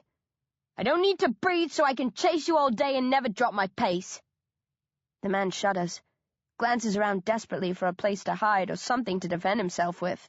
Finding nothing, he resigns himself, straightens and turns to face me. He brushes dried flecks of paint from the sleeves of his coat and tries a shaky smile. "My name is Timothy Jackson," he squeaks, "as posh as you like." "What are you doing here?" I snap. "Painting." He nods at the easel and beams proudly, forgetting for a moment that he should be trembling with fear. "I'm an artist." As I stare at him, lost for words, he mistakes my gaze for one of hunger and loses his confidence as quickly as he found it. With a gulp, his arms slump by his sides, and he says in a low, miserable voice, "Please don't eat me." 11. I circle the artist warily as he stands shivering and wincing. He's not very old, maybe early 30s, medium height, a bit on the thin side, with a long face and dark circles round his eyes. He's wearing yellow trousers, a pink shirt, and a tweed jacket. His clothes are dirty, ruined with paint, but look like they came from a top-notch shop. He has long, untidy brown hair, but is freshly shaven. Not even a hint of stubble. He stinks of strong aftershave, like he bathes in the stuff. I squint at the canvas on which he was working. It depicts the Zom-B hanging from the rope. The feet look too big, out of proportion to the rest of the body. But I suspect that's deliberate. "Did you stick him up there?" I growl. Timothy laughs nervously. "Hardly. I found him here a few days ago, and I've been coming back to paint him at different times of the day to take advantage of the changing light. He's suffering. Zombies can't endure the sun. He's burned and going blind. You never thought about letting him down?" Timothy blinks and scratches his head. "To be honest, no, I didn't. It's not that I derive any pleasure from his pain. I feel sorry for these poor creatures. But if I'd set him free, he would have come after me and either gouged out my brain or turned me into a monster like him." I have to acknowledge that he's got a point. "I'll let you off this time," I sniff. "If it's not impudent of me," Timothy murmurs, eyes round and filled with curiosity. "What on earth are you? I thought you were one of the undead when I first saw you. But then you spoke." "I'm a revitalized," I tell him. "A zombie who regained its thoughts." "That's possible?" he gasps. "In some cases, yeah." "Does that mean there's a cure for the rest of them?" I shrug. "I don't think so." Although, now that I consider it, maybe it does. Perhaps a serum could be fashioned from my blood, one that could restore thought to all of the living dead. If I get rescued on Wednesday, I'll suggest that to the soldiers. I don't mind being a guinea pig, not if I can help bring peace to the world. Hell, maybe I'll end up being hailed as a hero. B. Smith, savior of mankind. Enough about me, I grunt. What the hell is an artist doing in the middle of the road in a city overrun by zombies? Capturing the apocalypse for the sake of posterity, he beams. I've been doing this every day since London fell. Well, not for the first couple of weeks. It was too dangerous to venture out, but I've not missed a day since.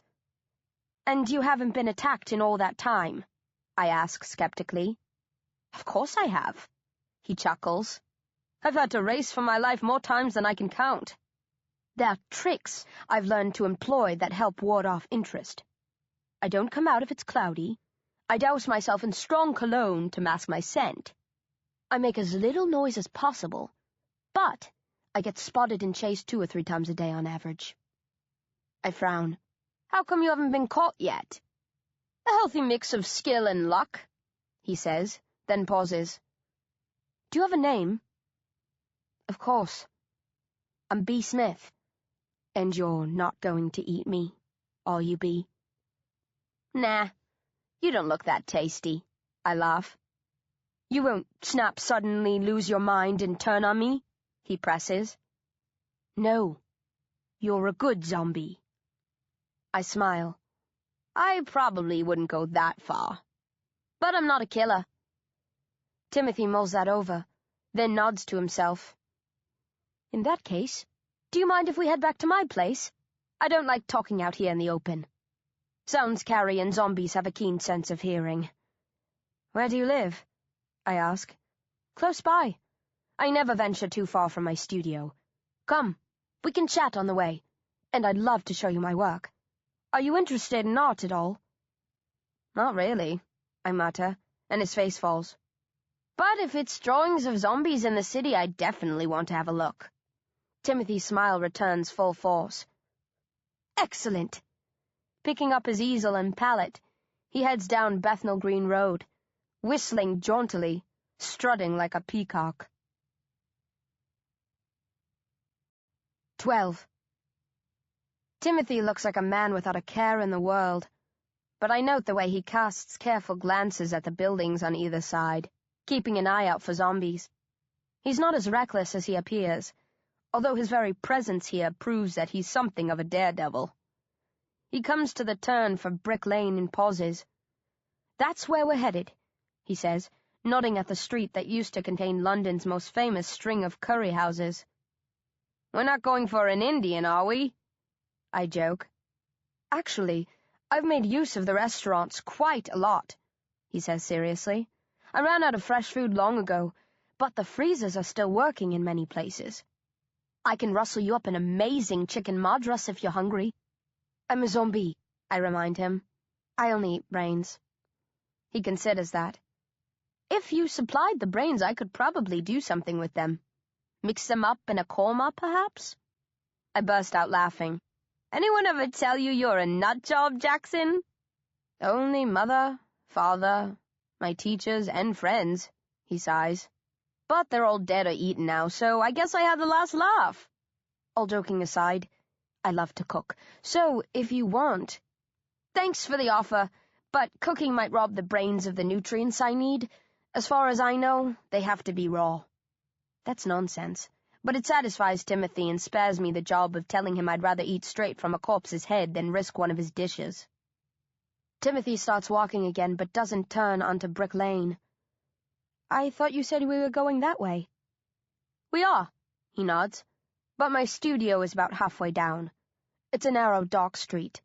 I've boarded up most of the buildings close to mine, but zombies could be lurking somewhere along the way. I always go down the main road and cut in from there. You have to be careful if you want to survive around here." At the end of Bethnal Green Road, we cut left onto Commercial Street. "I adored the markets around here," Timothy says. "I often came over on a Sunday and spent the entire day milling around, sketching people, buying things I didn't need, sampling the many local varieties of fine cuisine." "Fine cuisine?" I snort. "Bagels and curry?" "Oh, there was much more than that," Timothy insists. "Pies and falafel and jellied eels, for instance." "You ate jellied eels?" "Why shouldn't I?" He blinks. "I didn't have you pegged for the jellied eel sort. My gran loved them, and my dad and his mates tucked into them sometimes, but I mean, come on. They were disgusting. Cold, bony bits of eel wrapped up in slimy jelly. You wouldn't feed that mess to a dog." "It was authentic East London," Timothy protests. "I'm authentic East London," I tell him, "and I wouldn't touch jellied eels with a 10-foot pole." "Well, to each their own," he says with a shrug. We turn into a street lined with beautiful old houses. It feeds into Brick Lane, and we come to a huge building, the old Truman Brewery. Timothy looks around to make sure no one, no thing, is watching, then fishes a key out of a pocket and hurries to a large steel door. He opens it quickly and slips inside. I get an uneasy feeling. Maybe this is a trap, and I'm not the first revitalized he's lured back. But then I recall his yellow trousers and chuckle weakly. What sort of a bad guy would wear yellow pants? Maybe it's just because I'm lonely, but I decide to trust my newfound friend. Putting my doubts behind me, I step into the gloom of the building and try not to show any signs of unease as Timothy gently swings the oversized door shut and cuts us off from the outside world. 13. Timothy throws a switch, and lights flicker on all over the place. We're in a spacious room, the sort you might find in a warehouse. The windows have all been boarded over to keep in the light and keep out the zombies. "Most of that was done before I came," Timothy says, nodding at the planks nailed over the glass. "There were 5 other people sheltering here then, including a security guard who was on duty when the zombies attacked." "What happened to them?" I ask. 2 were captured by zombies over the following weeks. The others decided to make a break for freedom. The last I saw of them, they were heading for the river to search for a boat." "Why didn't you go with them?"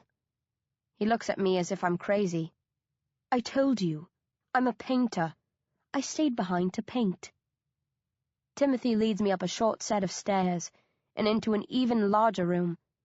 There are canvases everywhere, most of them blank, along with brushes, tins of paint, easels, and all sorts of artistic bits and bobs. "I love the East End art scene," Timothy says as we stride through the room. "It felt natural that I come here once London fell. I originally meant to make camp in an ordinary house, but when I strolled up Brick Lane and realized this amazing space was occupied by humans and secure, I knew it was fate." We climb another set of stairs and come to a massive room. The windows have been boarded over here too, though some cracks have been left between the planks to let light through. "Why the boards?" I ask. "Surely you don't need them this high up." Timothy squints at me. "Are you sure you're a zombie?" I point to the hole in my chest. "Good answer. But then why do you know so little about your kind?"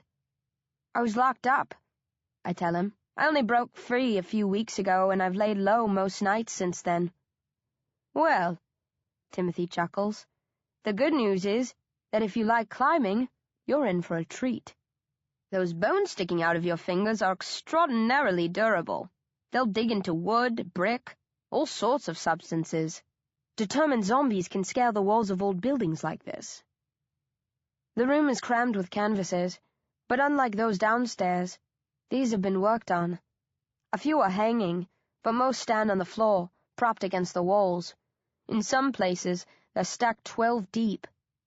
"When I first moved in, I thought I'd have all the space I'd ever need," Timothy says as we slowly circle the room, studying the paintings.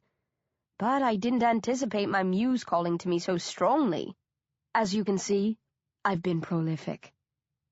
The paintings are dark, ominous, creepy, full of zombies, corpses, deserted streets, spooky sunsets. Even though I'm no art expert, they instantly give me a sense of pain, suffering, and loss. It's like stepping into a gallery of hell. "Do you like them?" Timothy asks, chewing a nail, trying to act as if he doesn't care about my answer. "They're unbelievable," I sigh, and his face lights up. "They are rather good, aren't they?"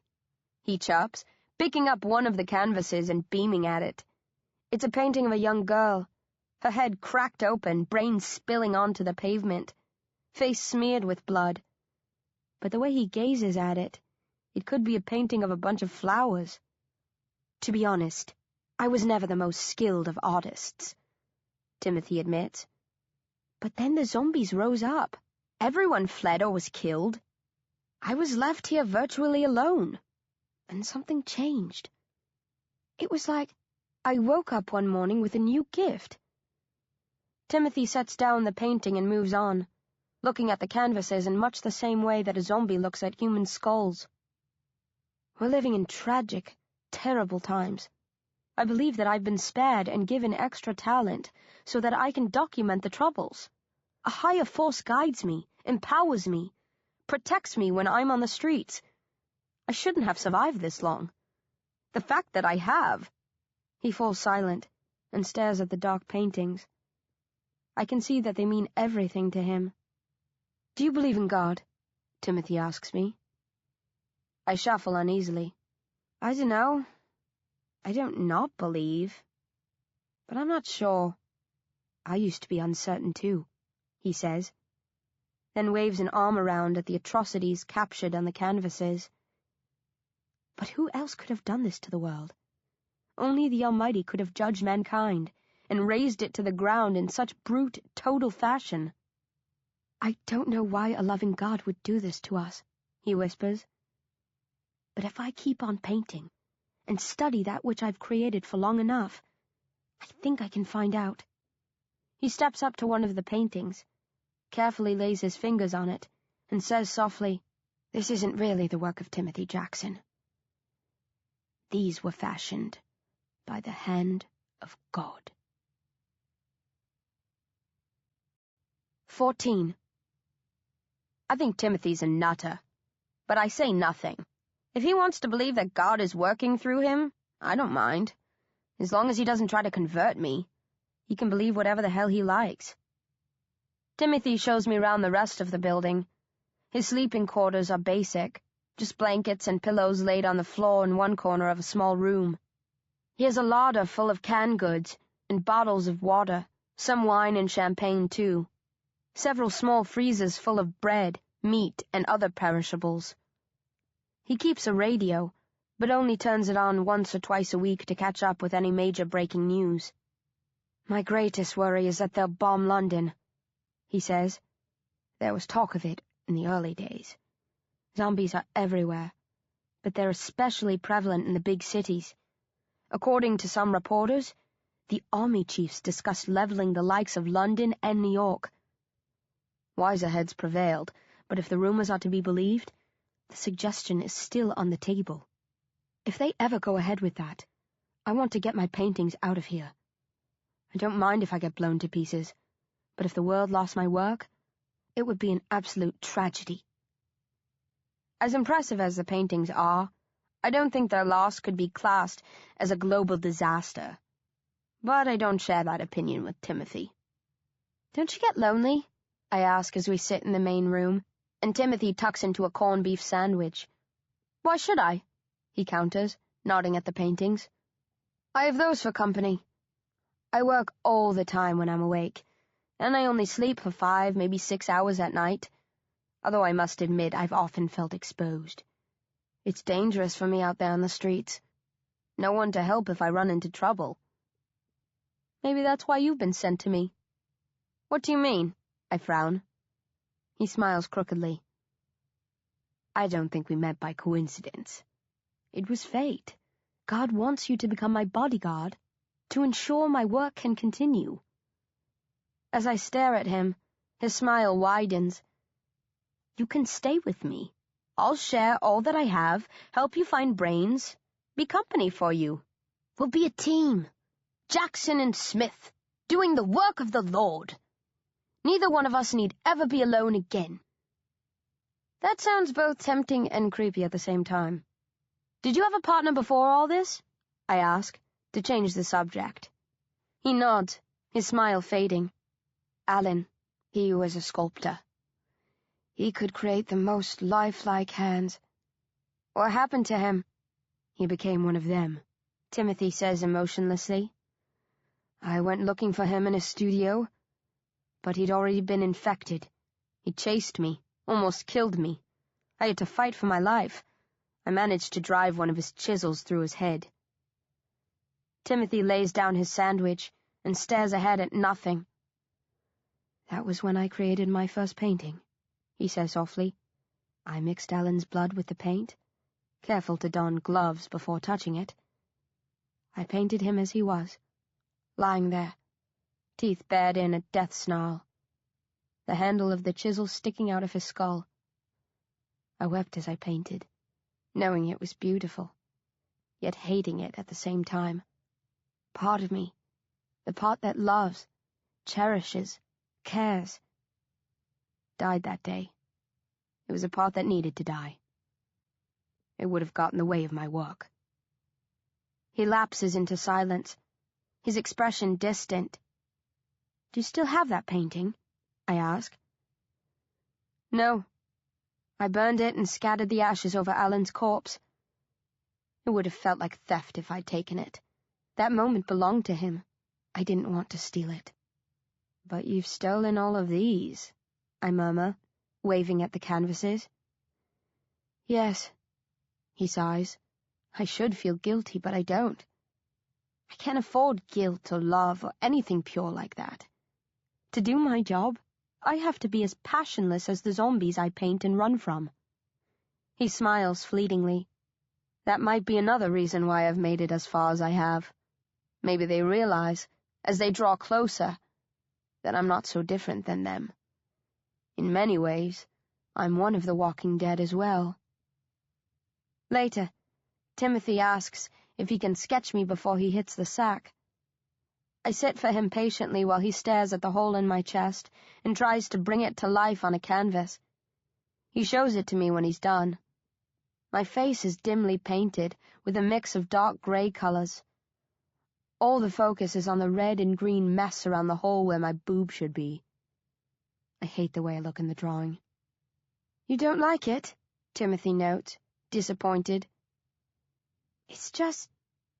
Am I really that ugly? I ask. He shakes his head. You're not ugly at all. But you're a walking corpse. I have to show that. Otherwise it won't ring true. That's how I look to you. I sniff. Pale, distant, vicious. Not vicious, Timothy corrects me. I would have said hungry. Not just for brains, but for your old life. A cure, the ability to be human again. You hunger for things you can no longer have, and that hunger brings you pain. I think about that hours later, while Timothy sleeps.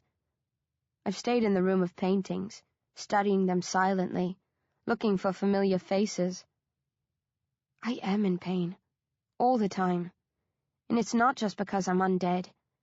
I lost my parents and friends, whether they're dead, alive, or somewhere between. I'll almost certainly never see them again. I threw an innocent boy to a pack of zombies. I killed humans when I turned. I failed to save Mark from the Zom-heads. I have blood on my hands. There's rot in my soul. By rights, I should huddle up in a ball and howl, beg for pity, forgiveness, release. I should hurl myself off a tall building or find a gun and blow my brains out. In this cruel world, I can only experience more pain, ruin more lives, kill or infect. If Timothy stumbled when he was painting me, and I reached out to steady him, and one of my nails nicked his flesh, I stare at the monsters in the paintings. I'm no less monstrous than any of them. Maybe I'm worse, still being able to think. They have no choice in what they do, but I have. I could eliminate myself, make sure nobody ever suffered again at my twisted, wretched hands. But I keep thinking about the possibility of revitalizing the rest of the undead hordes.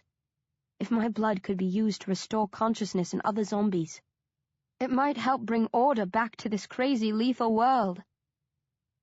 In the morning when Timothy wakes, I tell him I have to go. You're leaving? He blinks sleepily. Did I say something to offend you? No, I smile. But I can't stay. There's going to be a rescue mission soon. I have to surrender. Let the soldiers know I'm different, so their scientists can study me and maybe find a way to help other zombies think clearly. Timothy hums. The soldiers would, I imagine, be more inclined to execute you on sight. Yeah, I know. But I have to try. You can come along too if you want. He smiles shyly. I can't leave. I belong here. I wish you luck, Bee. But your way isn't mine.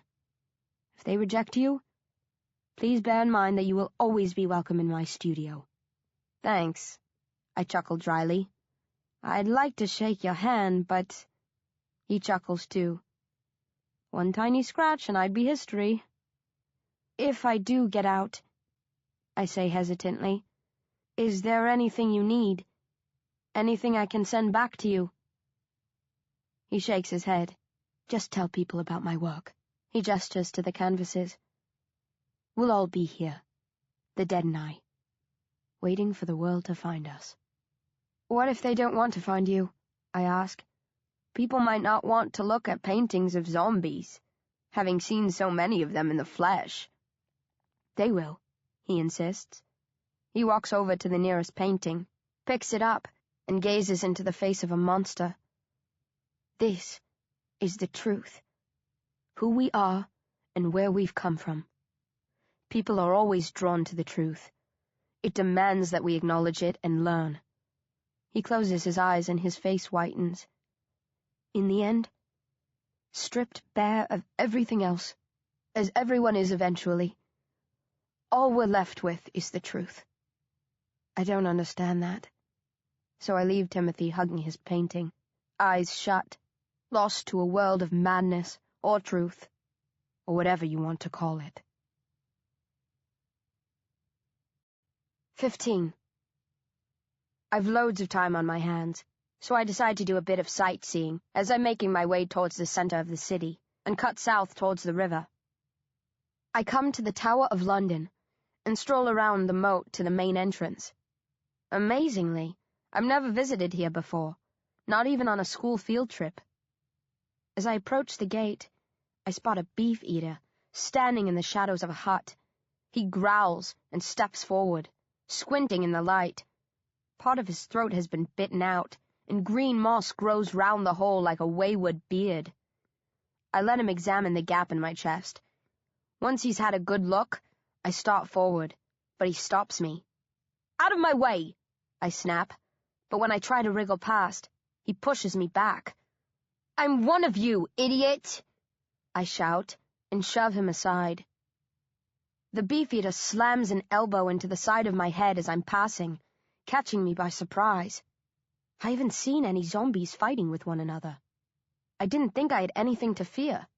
Seems like I should have been more cautious. As I stagger around, the inside of my skull ringing wildly, the beefeater grabs me and holds me to the ground. He pins me with his knees and makes a howling, gurgling sound before baring his teeth and leaning forward to chew through my skull. I thought I'd be able to outsmart a zombie in a one-on-one struggle, but the beefeater has me at his mercy.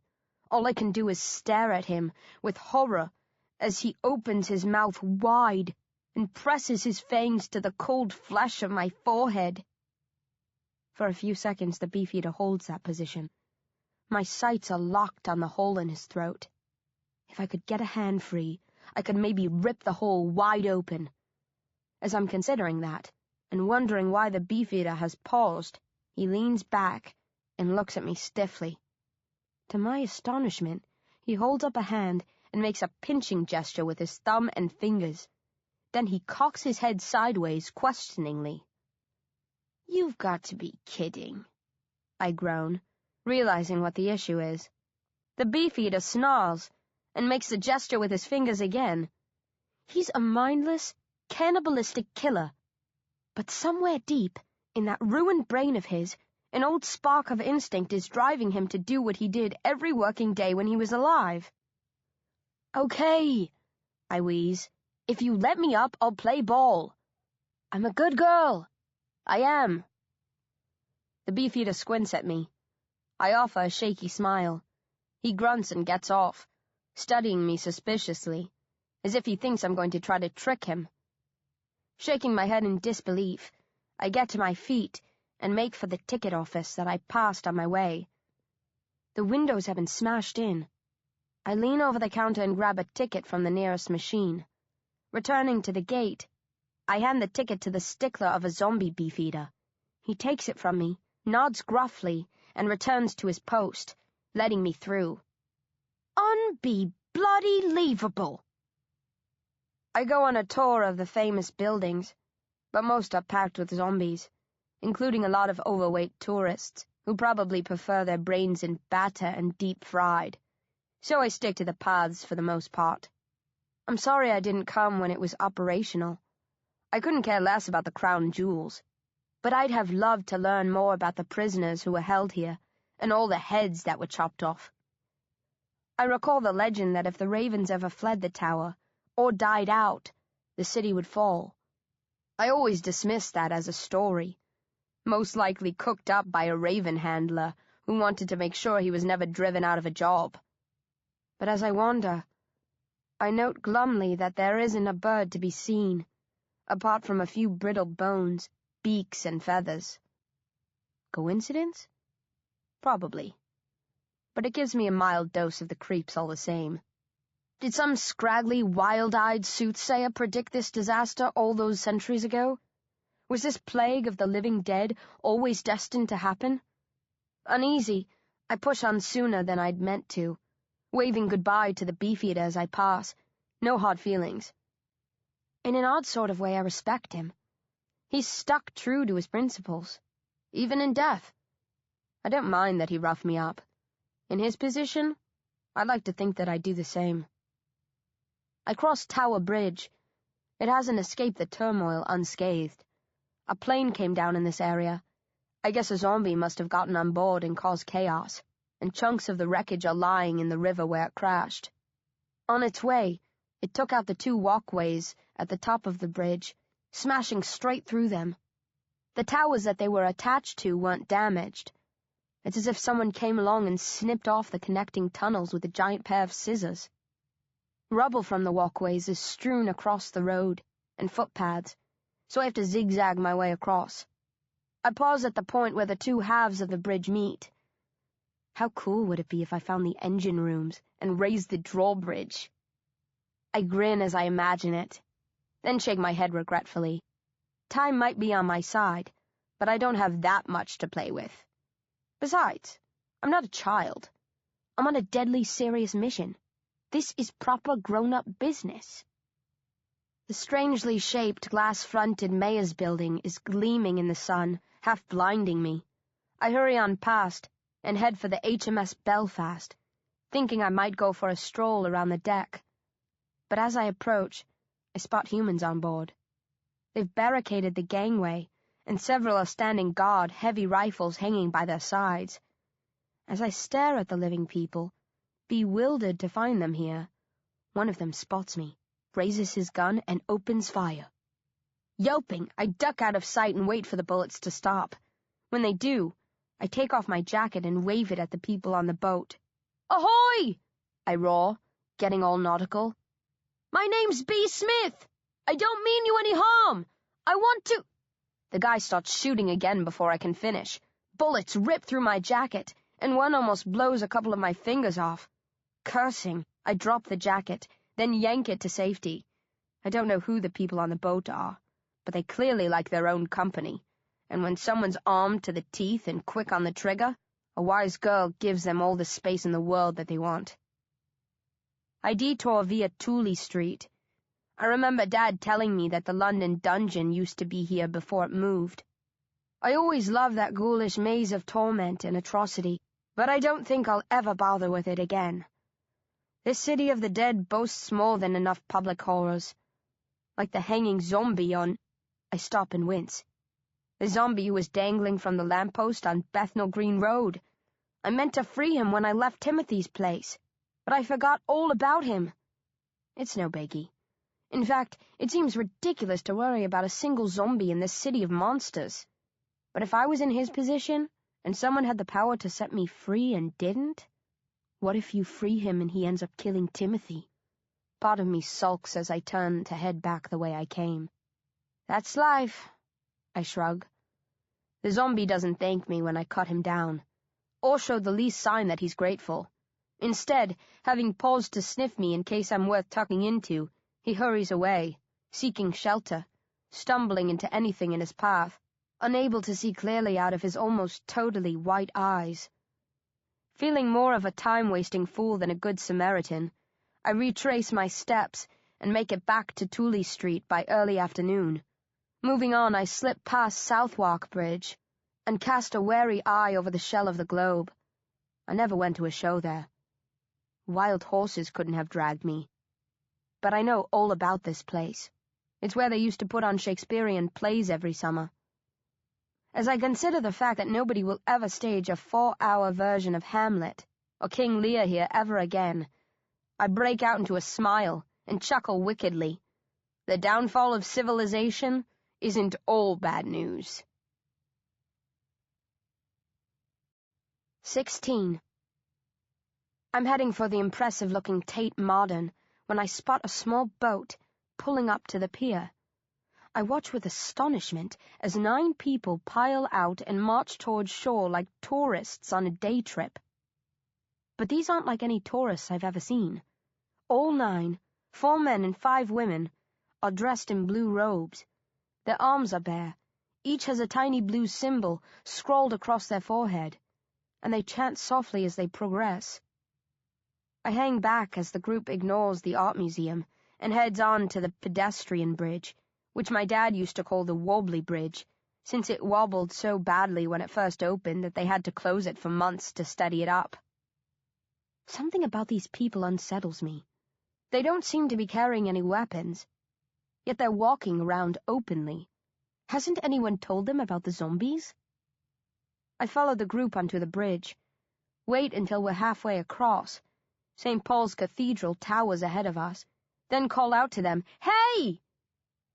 They stop but don't turn. I edge closer, skin prickling. ready to dive over the side of the bridge if they produce guns from beneath their robes and open fire. But although the men and women glance at me as I slip past them, nobody reacts in any other way. The woman at the head of the group studies me with a solemn expression as I stop before her.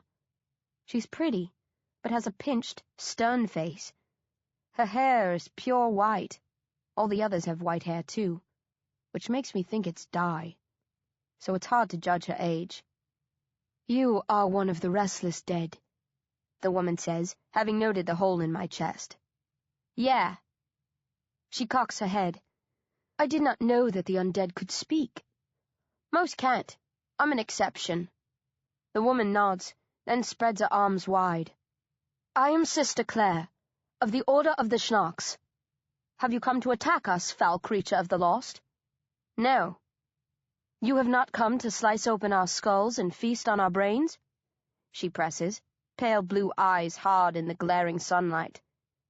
"Not unless you want me to," I joke. "There!"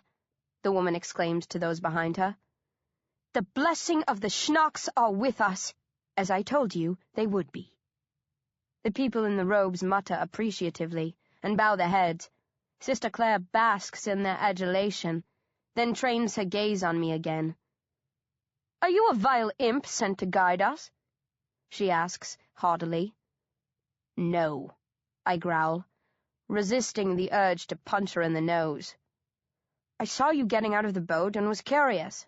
I wanted to warn you as well. It's dangerous here. The zombies—" "We know all about them," she interrupts. "They are why we have come, to test our faith against theirs." "What are you talking about?" I frown. "Zombies don't have any faith. They're brainless." "They are instruments of the dark forces of the universe," she corrects me. "By walking without fear among them, we will challenge those who work through their pitiful forms and reclaim this ground that they would steal from us. If you mean neither to help nor hinder us, then step aside or face the wrath of the Schnarks." The woman waves a hand at me and glides past imperiously. The others follow, nodding and mumbling. A few smirk at me. One of the men touches the symbol on his forehead, then points at me as if to say, "I've got my eye on you." I don't care much for Sister Claire, or her sneering tone, but these weirdos have caught my attention. I can't resist following, to find out what they're up to.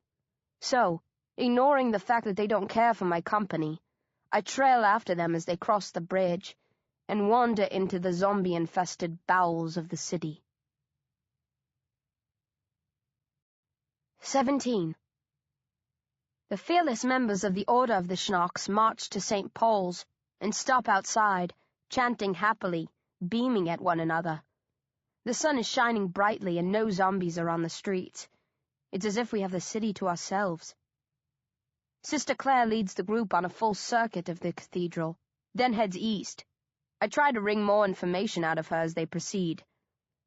"You know you're all going to be killed." She raises an eyebrow. "You might wish for our deaths, vulgar beast of the other world, but you will be disappointed.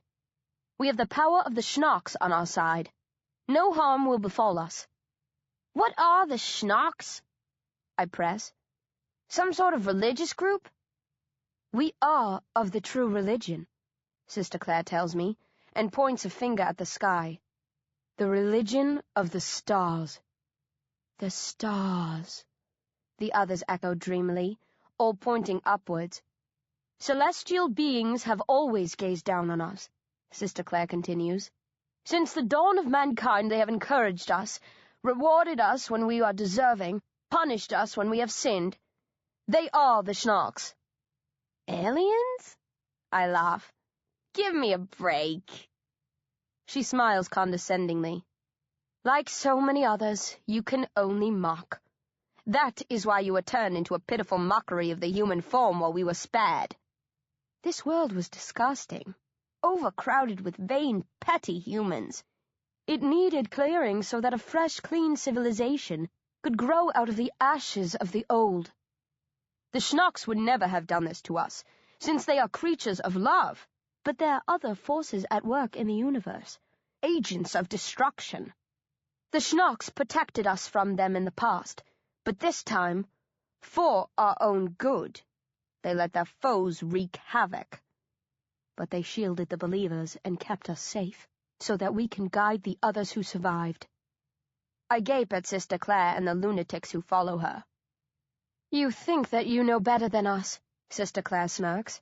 I see it in your eyes, as lifeless as they are. Come on, I chuckle uneasily.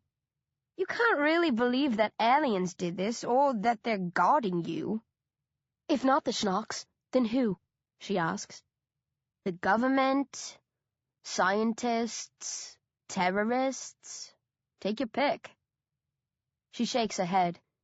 This apocalypse was not the work of humans. No mortal could have subjected the world to terrors on such a diabolic scale. Mankind has been culled. The weak have been cut down and set against the strong. It is the result of a godly hand, but there are no gods meddling in our affairs. Only the Schnocks. Who told you about these aliens? Did you read about them in a magazine? See a show on TV? They contacted me directly. She sniffs. They spoke to me in dreams to begin with. Later, I learned to put myself into a trance and speak with them that way. So you hear voices, I murmur. Go ahead, she snaps, her smile vanishing. Laugh at me. You won't be the first. But I told people this would happen. Nobody believed me until it was too late. Now that the worst has come to pass, people are starting to see that I was right. These are the first of my disciples, but they will not be the last. When we emerge from these haunted streets, alive and untouched, more will flock to our side. The survivors will see that I am the mouthpiece of the Schnocks, and the world will finally offer us the respect that we are due. Sister Claire turns to the others and cries, Out of the darkness of the skies came the Schnocks! Out of the darkness! They respond, heads bobbing, fingers twitching. The fanatics carry on, wandering aimlessly. I think about abandoning them. I should be heading west, not wasting my time on these maniacs. But I'll feel bad if I leave them without at least trying to make them see sense. You can't really believe that aliens will save you from the zombies, I challenge them. How else are we protected? Sister Claire retorts smugly, waving a hand at the buildings around us. These are homes of the damned, populated by the lost and vicious hordes, yet no monster comes out to attack us. You've been lucky, I argue. Sunlight hurts zombies. They rest up in the daytime. If you're still here when night falls... I draw a finger across my throat. Sister Claire scowls at me.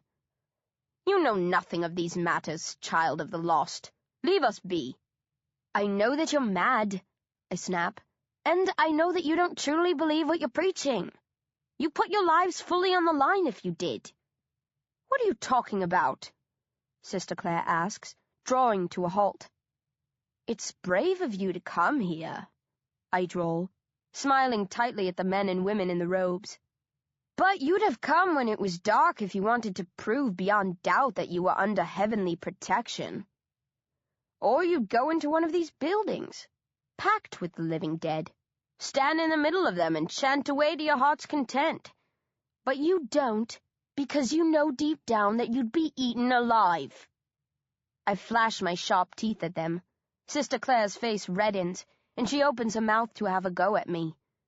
But then one of the men says, The girl speaks the truth. Sister Claire's eyes fill with rage.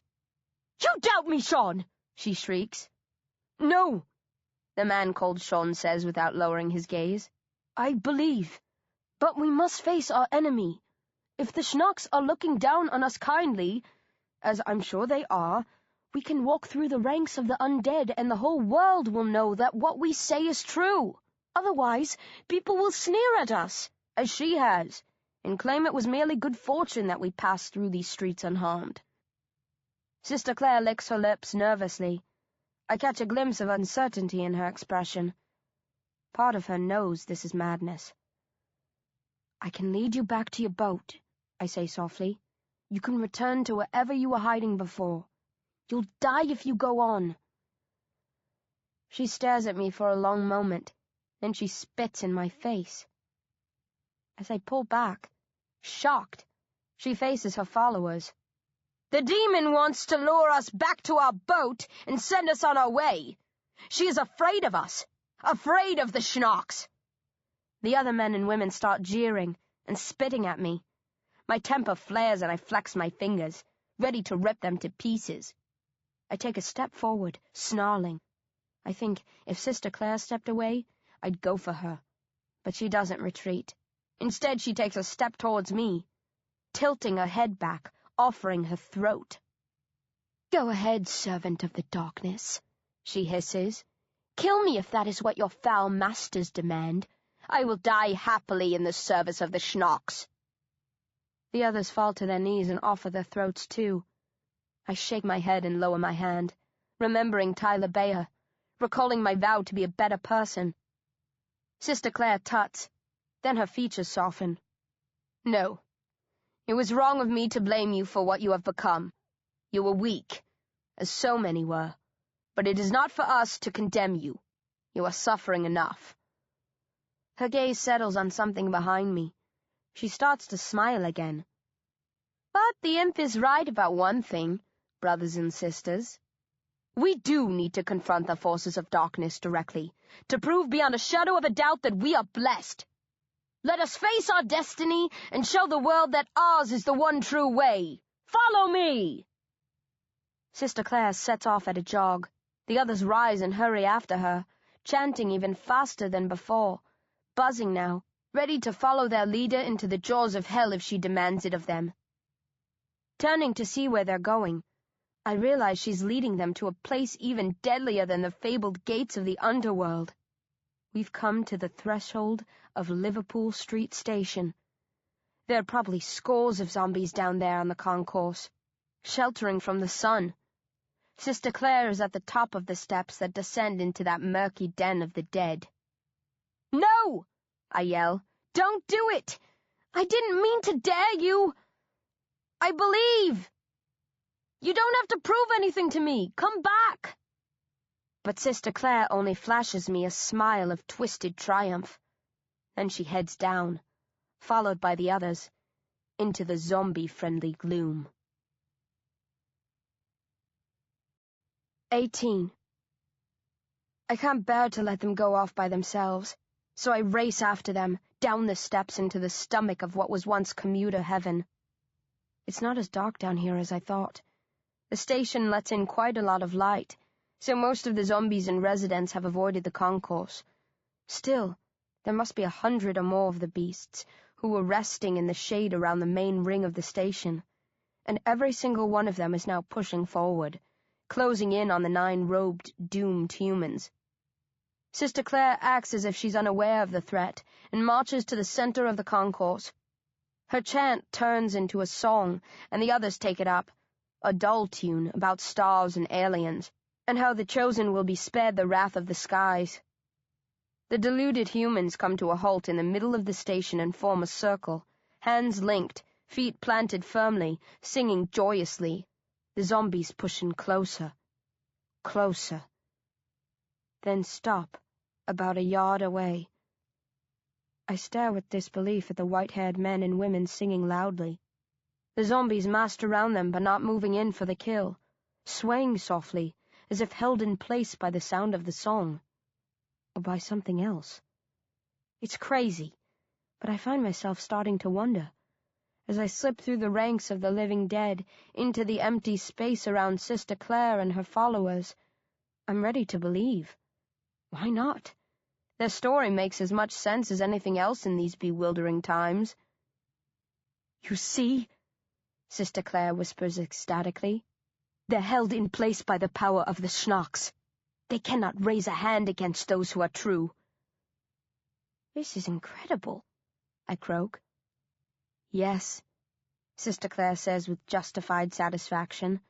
Then she frees her hands and holds them over her head. "We can break the circle now. Let us move among them. Show no fear. The Schnocks will protect us as long as we continue to trust." Not all of the others look so sure about that, but they separate as ordered and edge forward. The zombies don't budge. "Part! Sons and daughters of the darkness!" Sister Claire shrieks, swinging her right arm around like a scythe. Not a single zombie gives ground. One of the women loses her nerve and tries to push through, muttering sharply, "Get out of my way!" A zombie pulls her to the ground. He sinks his teeth into her exposed arm and tears loose a chunk of flesh. The woman screams. "No!" Sister Claire shouts. "Don't be afraid! Show no fear! We must be strong!" But it's as if the scream acts as a starting pistol for the rest of the living dead. They surge forward, fingers extended, teeth bared, and throw themselves upon the stunned, defenseless children of the Snarks. 19. The tortured death cries of the humans ring out loud. More zombies come running from within the tube station attached to the railway concourse, not wanting to miss out on the feast.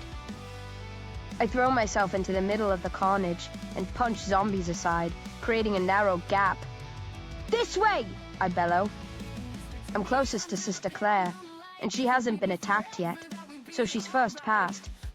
She reels away from me and pushes through the divide, her face a mask of shock and fear. She starts to pause, but I shove her hard, careful not to pierce her flesh with my finger bones, aware that I'm as much of a threat as any revived.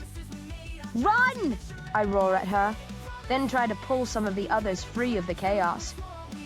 Shan, the man who spoke up earlier when I was challenging Sister Claire, is the only one to get close to me. His eyes are bulging. His teeth are bared like the fangs of the monsters around us, but with terror, not hunger. Then the finger bones of one of the zombies tear into Shan's chest, ripping through his robes, slicing into the flesh beneath. He stops and looks down at the wound. His fingers rise to touch it. All of the tension slips out of him. He smiles warily at me, resigned to his fate.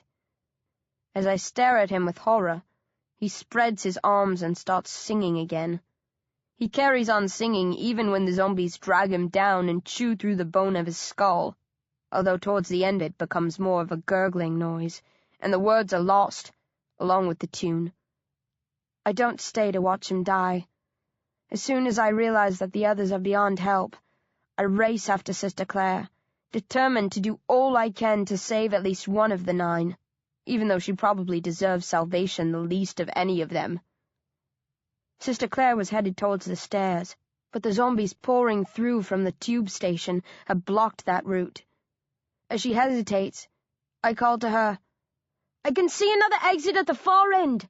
Follow me." We set off across the concourse. The way ahead is clear, and I think we stand a chance.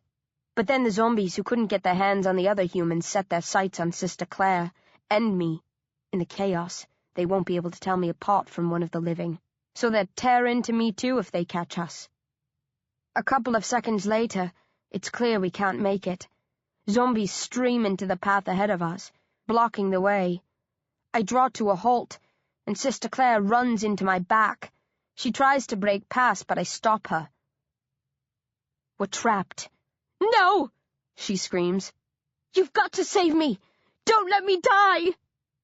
"I thought you were happy to die," I grunt, but bitterness won't do either of us any good. I look around desperately as the zombies close in. There's a row of shops to our right. The doors of most are wide open, and the shops are totally indefensible. But a security grill has been pulled down over the front of one shop. It doesn't hang all the way to the ground, which means it isn't locked. "There!" I yell, darting towards the shop. Sister Claire scurries along behind me. The zombies aren't much farther back. No time to mess about. I throw myself to the floor and push up the grill. As Sister Claire ducks and skids forward, I roll slam down the grill and leap to my feet. "I need something to hold this in place," I shout, but Sister Claire's moaning, lying in a huddle on the floor, hands clamped over her ears. With a curse, I look around and spot a broom with a wooden handle. Grabbing it, I stick it through one of the slots in the grill, then jam it against the wall. It wouldn't hold back any thinking person for more than a few seconds, but the living dead aren't as sharp as they once were. Ignorant of the broom, they tug on the grill, trying to force it up, unable to figure out why it isn't moving. I back away from the grill and sink to the floor beside Sister Claire. I stare at the zombies glumly. The broom won't hold for long. They'll push through in a minute or two, and that will be the end of the human. Probably the end of me as well. The zombies are in a feeding frenzy. I'm guessing they won't pause to assess me. Just dig straight into my skull and tear my brain out. Sister Claire seems to realize she's still alive and lowers her hands, looking up with startled, fearful eyes. When she sees the zombies struggling with the grill, she smiles hopefully. You've stopped them. Only for a while. If you want to pray to your aliens, you better be quick. There must be a lock for the grill somewhere, she pants, looking around frantically. I snort. Even if we could find it and lock ourselves in, what's the point? They won't leave as long as they can hear your heartbeat and smell your brain. Better to die quickly and get it over with, rather than sit here and starve. But there might be a way out the back. We're underground, I remind her. My finger bones are tough, but they can't burrow through walls. Sister Claire makes a low moaning noise, then grabs my arm and glares at me with some of her old determination. Then you have to convert me. What? I frown. Make me like you. She points at the hole in my chest, and the bones jutting out of my fingers. You're different. You can think and speak. If I end up like you, I can continue with my work. Continue? I splutter. We were weak, she says. They attacked because they sensed our fear. If I was like you, I need not fear them. I could bring others here, and they'd feed on my strength and certainty. We would triumph. Are you even crazier than I thought? I shout. You've already led 8 people to their deaths. How many more do you want to sacrifice? As many as the Schnocks demand, she snaps. They wish to save us, but they can only do that if we're strong. Please, help me. Don't let me be eaten. Give me the power to continue with my mission. Even if I wanted to, I couldn't. I don't know how Please! She screams, not wanting to hear the truth, clasping her hands over her ears again. I stare at the deranged woman, lost for words. Then a cruel part of me whispers, why not? She's doomed anyway. She lured her followers to their deaths and made fools of them. It's only fitting that you should do the same to her. All right, I tell her, pulling her hands away from her ears. We'll do it if you're sure. Are you? Yes, she gasps. Then on your own head be it, I snarl, and pull her in close, as if to kiss her, but instead I bite into her lower lip, drawing blood and infecting her with my undead germs. Vile girl! Sister Claire snaps, pushing me away and wiping blood from her lip. How dare you press your mouth to mine? I should... She raises a hand to slap me. Then she realizes what I've done and backs away, whimpering softly, staring at the blood on her fingers. You bit me, she whispers. Yeah, I say, feeling rotten now that the moment has passed. Will I retain my senses? She cries. Will I become like you, not like them? She points at the zombies pulling at the grill. Of course, I lie, not knowing if it's true or not, wanting to give her some comfort in her final moments. Wonderful, she sighs, leaning against the wall, waiting for the change, probably privately plotting her undead takeover of the world. Sister Claire shudders. She bends over, gasps, collapses, then screams as her body starts to shut down. I turn away, not wanting to see her teeth lengthen, the bones break through her fingertips, the light fade from her eyes. The handle of the broom snaps. The grill clatters upwards. Zombies spill into the shop and swarm around us. But they don't attack, because they can see the human turning. That makes them pause, and they sniff me rather than strike. When they realize I'm one of them, they leave us be and return to the concourse, disappointed and hungry. After about a minute, I look around guiltily. Sister Claire is staring at me numbly, no hint of life in her expression, green moss already sprouting from the bite mark on her lip. "Sorry," I murmur, "but you did ask for it." Making a sighing sound, I blow a regretful kiss to the shadowy remains of Sister Claire, then push through the undead crowd outside the shop, patiently easing my way clear of the crush, past the bodies of the humans who were killed, up the stairs and back into the light of a world that seems even more lost and disturbing than it did an hour or two before. 20. I make my way west, then hole up in an abandoned coffee shop on Fleet Street when night falls. Every time I think about Sister Claire and her pack of nut jobs, and I think about them lots over the course of the night, I wince sadly. What a waste of life. I feel guilty, too, for biting Sister Claire, knowing it was almost certain that she wouldn't end up like me, that she'd become just another mindless revivad. The zombies would have killed me if I hadn't done it, I whisper. So? I snort. I needed to get out, I argue, to hand myself over to the soldiers, so that they can use my blood to maybe find a way to defeat the zombies. Yeah, I retort cynically, if they don't shoot me first. I've got to think positively. In this world, I sneer, get real. The night passes slowly. I hear the dead milling around outside, searching for prey, but no screams or gunfire. If any of the living are heading towards the center to be rescued, they're lying low like me. That's not surprising. Only the cunning will have lasted this long. Smart operators like that are hardly going to give themselves away cheaply this close to escape. As the sun rises and the zombies return to the shadows, I move out and push on, hitting the Strand. Finding a radio in a shop, I tune into the news channel and wait. It's not long before an excited presenter says that the rescue is scheduled for midday in Trafalgar Square. He tells anyone who is listening to make sure they're present at 12 on the dot, but not to show themselves in the square before that, in case they attract unwanted attention. I head down the Strand, taking my time. I swing right and check out Covent Garden, once a throng of tourists, shoppers, and street performers. I'm half hoping to find some zombie jugglers, maybe throwing limbs around instead of bowling pins or juggling balls. But the place is as dead as any other part of London. I pick up new clothes for myself in one of the fashionable designer shops, so that I look fresh and clean. I think about tearing a hole in my sweatshirt and t-shirt to expose the empty cavity, but decide to leave it as it is for the moment, so that I can get close to the soldiers before they realize I'm a zombie.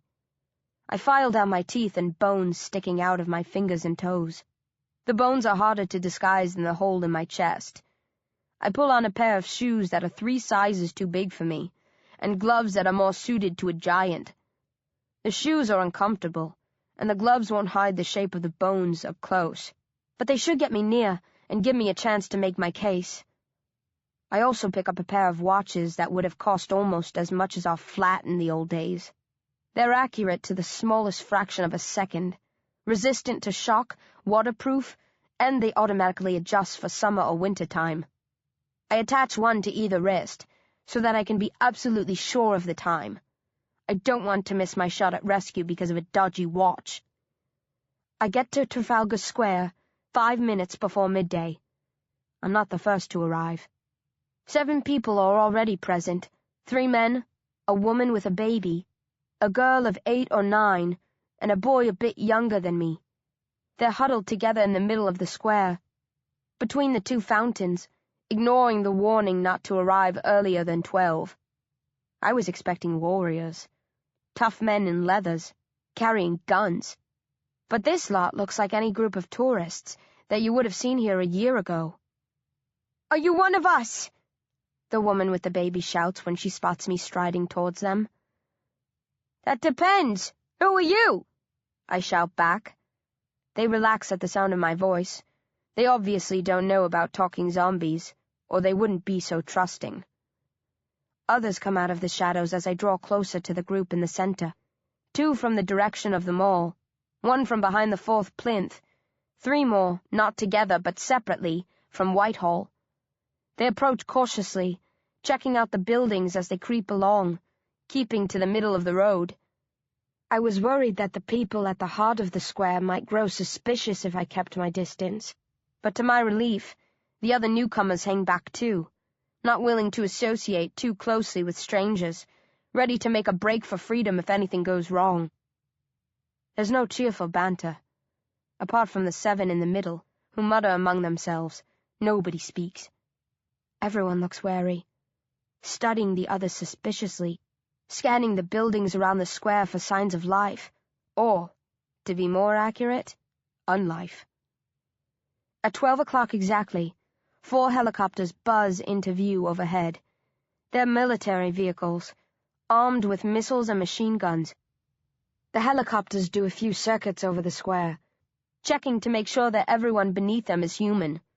Some of the people cheer and wave. I don't.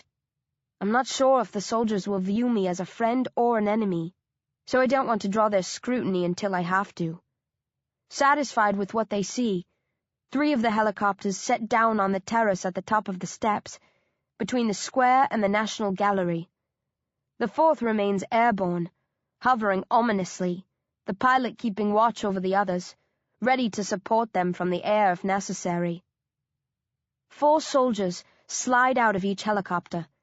The pilots remain in place, engines running, rotors whirring. The noise is deafening, especially with my advanced sense of hearing. I grit my teeth and try not to show any signs of distress, not wanting to appear different from the other survivors. The 12 soldiers advance to the top of the steps.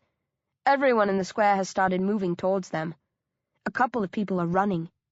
But before anyone can set foot on the stairs, 2 of the soldiers open fire with their rifles and spray the steps with bullets. As we come to a shocked halt, one of the soldiers moves forward and addresses us through a megaphone. "No need to panic, people," he barks. "We've done this before, so we know what we're doing. We're going to get all of you out of here, but there are rules you have to obey. We've put them in place for your safety as well as ours, to ensure no infected specimens sneak through." "We're not infected!" one of the men yells. "You can see that by looking at us." "Looks can be deceptive," the soldier replies. "We don't take risks. I'm sure you can appreciate our position, and the fact that the more cautiously we proceed, the safer you'll all be. We want to get you out of here as swiftly as possible, so listen up and do what you're told." "This is crazy!" the man roars, starting forward indignantly. "Zombies could be closing in on us while you're wasting time. Let us through." "If you take one more step, sir, you will be executed," the soldier snaps. As the man hesitates, he continues. "We'll do all that we can to help you. But if we sense a threat, we'll eliminate it. No questions asked. You do not want to push us." The man gulps, raises his hands, and takes 3 big steps back. "Okay," the soldier says. "Here's how it works. First, you're going to undress. No need to be shy, we've seen it all before. Once you're naked, you'll approach one by one as we summon you, leaving your clothes behind. We'll check you quickly, make sure you're clean. Then you can collect your gear and board the helicopters. When we've loaded everyone up, we're out of here." The other people grumble but begin stripping down, wanting to escape this city of the dead more than they want to protect their modesty. I don't take off anything. Instead, I wave my hands over my head and call to the soldier. "Sir!" The soldier smirks at me. "I told you there was no need to be shy. Don't worry, girl.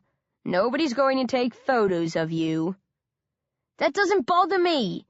But I'm not like the rest of them." His smile disappears in an instant. He takes a closer look at me, my hat, the sunglasses, the gloves and shoes. "Take off your gloves," the soldier growls. Something in his voice alerts the others, and everybody pauses and stares at me. The soldiers adjust their guns. They're all pointing in my direction now. "I don't want to cause any trouble," I cry, not moving in case I set off a trigger-happy marksman. "Remove your gloves," the soldier with the megaphone roars. "I will," I moan. "I'm doing it now." I lower my hands and start to peel off the gloves, slow as I can. "But you're going to see bones, and when I take off my clothes, you'll see—" "She's infected!" a soldier shouts, and some of the people in the square start to scream. "No!" I shriek, raising my hands again and waving them over my head. "I want to help! I came here to offer my services!" "Screw that!" the soldier with the megaphone snaps. "I told you we don't take chances! Fire!" Before I can say anything else, every soldier in the square starts shooting, and the nightmarish bellow of their guns drowns out even the ear-shattering thunder of the helicopter blades. 21. The soldier's reaction hasn't come as a complete shock. I hoped this wouldn't happen, but I half expected it. So when I was edging forward a few minutes ago, I carefully positioned myself by one of the fountains just in case. As the soldiers rain down hell on me, I hurl myself to my right, into the dried-out fountain. The bullets pound the base, stone chips and splinters fly in all directions, and the piercing whine makes me gasp with pain. But I'm safe for the moment. They can't hit me from where they are. Not unless I do something stupid, like stick my head up. The soldiers stop firing, and the one with the megaphone shouts at the rest of the people. "This is why we have rules. Get your damn clothes off as quick as you can, or we'll shoot the lot of you." "We didn't know she was one of them," a woman screams. "We'd never seen her before. She spoke to us. How can she speak if she's dead?" "The dead have all sorts of tricks up their sleeves," the soldier says. "Now show us your flesh and hurry, before the noise brings scores of curious zombies down upon us." While the people are undressing, I roar at the soldiers. "There's no need to do this. I want to help. If you don't want my help, fine. I'll leave you be. But I'm different than the other zombies. Maybe you can take some of my blood and—" "I don't want to hear it," the soldier yells. "Just shut up and play dead, you damn zombie bitch." "Up yours, numbnuts," I retort angrily. "Right. That's enough," he snarls, then barks a command into his radio. Overhead, the airborne helicopter buzzes forward. I've seen enough war movies to know what's coming next. With a yelp, I throw myself out of the fountain. My right shoe flew off my foot when I leapt in, and now my left drops away too. But the shoes are the least of my worries, because as I scramble clear, the pilot hits a button and launches a missile. The fountain explodes behind me, and I'm tossed clear across the square by the force of the explosion. I slam into a lamppost and slump to the ground. My ears are ringing. The hat and glasses have been blown from my head. I'm half blind and all the way shaken. Sitting up in a wounded daze, I catch a blurred glimpse of the helicopter gliding in for the kill. I've nowhere to hide now, and no strength to push myself towards safety even if I did. Spitting out thick, congealed blood, I sneer at the pilot, just a vague, ghostly figure from here, and give him the finger, the only missile in my own personal arsenal. There's another explosion. I can't shut my eyes against it, so I cover them with a scratched, bloodied hand instead. Flames lick across the sky, and I feel like I'm being sunburnt in the space of a few sizzling seconds. There's a roaring, maniacal sound, as if two huge sheets of welded-together metal are being wrenched apart. Then the dull thudding noises of an impossibly heavy rainfall. None of this makes sense. The second explosion should have been the end of me. B. Smith blown to bits. Goodbye, cruel world. But I'm still alive, and there's a gap in the sky where the helicopter should be. What the hell? Lowering my hand, I peer through a dust cloud that has risen in front of me like a shroud. As it starts to clear, I see the wreckage of the helicopter scattered across the ground, mixed in with the remains of the fountain. Some bones jut out of the mess, all that's left of the pilot and any soldiers who were with him. I gape at the bewildering scene. then look up at the steps, and that's when everything clicks into sudden, sickening focus. A second armed force spilled out of the National Gallery. Dozens of people, more appearing by the second, race down the steps at the side of the pillared entrance, or leap over the railing to land directly on the terrace. One of them has a bazooka. Smoke is spiraling from its muzzle. The troops spewing out of the art museum are neither human nor zombies. Most are wearing jeans and hoodies. Their skin is disfigured, purple in places, peeling away from the bone in others, full of ugly, pus-filled wounds and sores. They have straggly gray hair and pale yellow eyes.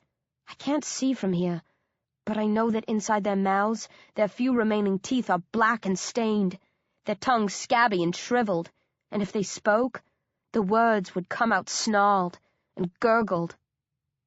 These are the mutants I spotted in the Imperial War Museum, shortly before the zombie uprising, the same monstrous creatures who stormed the underground complex. I know no more about them now than I did then, except for two things. One, they cause chaos whenever they appear. Two, they're led by a foul being even weirder than they are. As if on cue, as the mutants tear into the startled soldiers, I spot him, emerging behind them, colorful as a peacock set against the gray backdrop of the National Gallery.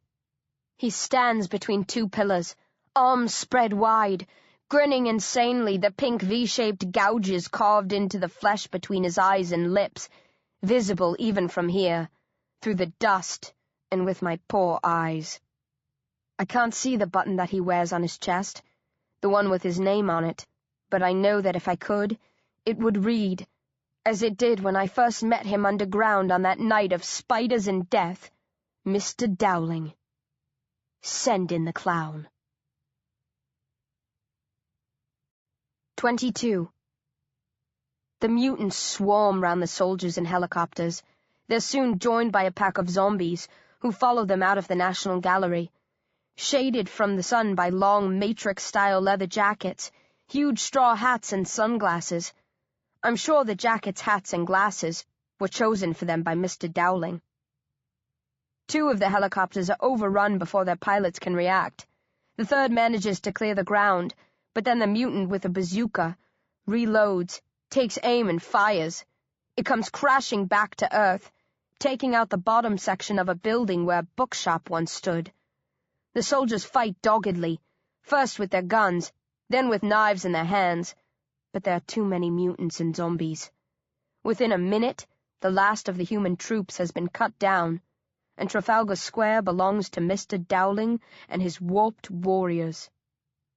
A few of the people who came to be rescued have made a break for freedom. They race from the square, hounded by a handful of whooping mutants and hungry zombies. The others are huddled together in the center, surrounded, trapped, alive for the moment, but undoubtedly doomed. Some of the zombies focus on the humans and move in for the kill, but stop when a mutant blows a whistle. I've seen this before.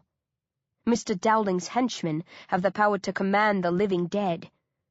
The mutants jeer at the weeping, shrieking humans and stab playfully at them with knives and spears, not interested in wounding them, just in winding them up. I want to try to help, cause a disturbance, break through their ranks and create a gap for the others to escape through. But I can only sit, dazed, ears ringing, legs useless, and watch. Mr. Dowling trots down the steps of the National Gallery at last, doing a little dance as he descends. The mutants applaud wildly and screech at the humans to clap too. As the clown nimbly waltzes down the steps from the terrace to the square, I get a clear look at him. The flesh of a severed face hangs from each shoulder of his jacket. Lengths of human guts are wrapped round his arms, and severed ears are pinned to his trouser legs. A baby's skull sticks out of the end of each of his ridiculously large red shoes. His hair is all different sorts of colors and lengths, torn from the heads of others in clumps and stapled into place. The flesh around his eyes has been cut away and filled in with soot. Two V-shaped channels run from just under either eye down to his upper lip, and the bone beneath has been painted pink. A human eye has been stuck to the end of his nose, and little red stars are dotted around it. The trapped human stops screaming as the clown approaches, and the mutants pull back to let him through. Like me, these people have seen a lot since the world went to hell, but nothing like this.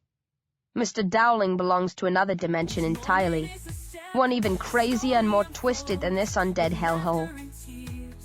To conclude his dance, Mr. Dowling leaps into the air and pirouettes, then drops to one knee and spreads his arms wide. The mutants howl their appreciation and stamp their feet raucously. One of them holds up a sheet of paper with a large 10 scrawled across it in red. Mr. Dowling bows his head and accepts the acclaim with false humility. Then he hops back to both feet and prowls round the humans, grinning at them like a piranha, his eyes twitching insanely, skin wriggling as if insects are burrowing about beneath the flesh. One of the mutants steps up next to the clown and blows his whistle sharply, waving an arm for silence. I could be wrong, but I think it's the one who tried to kidnap a baby in the Imperial War Museum on the day when I first learned that this wasn't just a world of normal humans. When all of the mutants are still, the one with the whistle addresses the sobbing people at the heart of the crush, in a choked, gurgly voice. Ladies, gentlemen, and children, it's showtime. Welcome to the weird, wild, wonderful world of Mr. Dowling and his amazing cohorts. Thrill to the sight of the living dead and their masters. Coo as we rip you from head to toe. Cheer as we make intricate designs out of your gooey innards. Worship as we take you to hell and beyond. The mutants cheer again, but the humans only stare in bewilderment. Most of them are weeping openly. Please, one of the men begs, spare us. We won't. Anything you ask of us. Hush. The mutant frowns. Mr. Dowling did not come here to entertain futile pleas. He came to party! Party! The mutants holler, shaking their fists and weapons over their heads. When they're silent again, Mr. Dowling points a long, bony finger at the woman with the baby and makes a shrill, squeaking noise. The mutant next to him listens carefully, then crooks a finger at the woman and beckons her forward. No! A man next to her shouts. Take me, not the baby! As you wish, the mutant shrugs. He blows his whistle, and a pair of zombies lurch into action, grab the man and drag him to the ground. His screams ring loud around the square, but not for long. Now, the mutant says pleasantly, crooking his finger at the woman again. She stumbles forward, shaking her head, crying, clutching the baby to her chest. Please, she whispers. Please, please, please.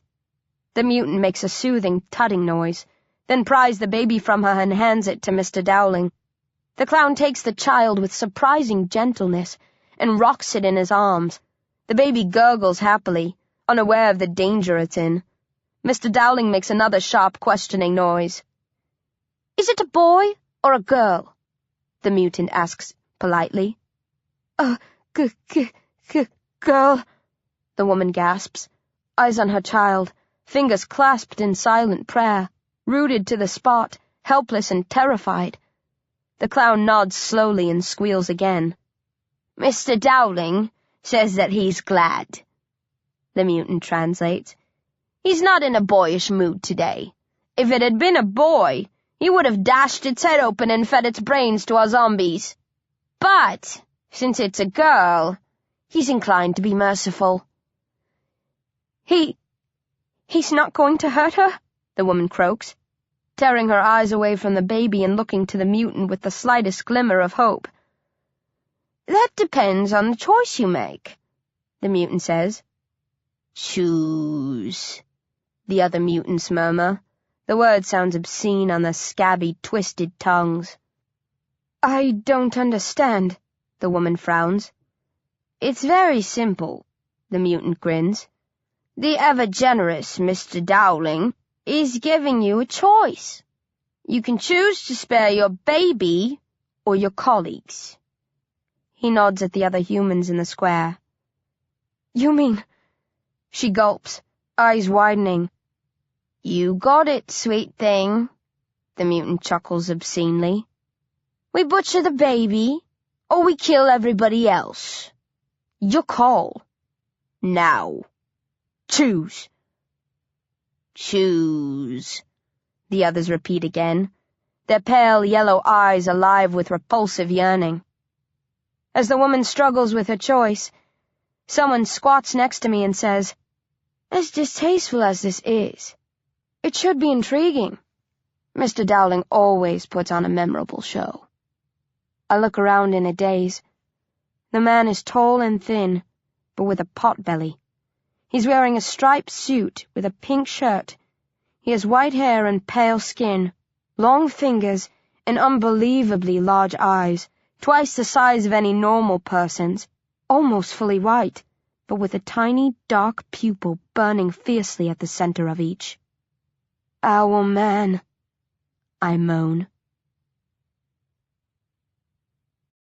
23. You remember me? The man with the owl-like eyes beams. How sweet. He winks, then blows me a mocking kiss. This can't be real, I mutter. I must be dreaming. Don't be silly, Owlman tuts. You cannot sleep, so it follows that you cannot dream. Therefore, this must be real. It could be a hallucination. Possibly, he concedes.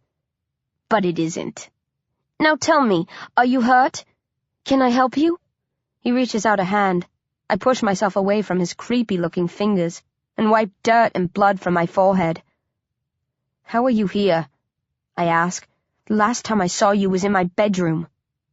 There's no telling who you might run into these days. He smiles. The world was always a small place, but now it's positively box-like. So few of us left with our senses intact.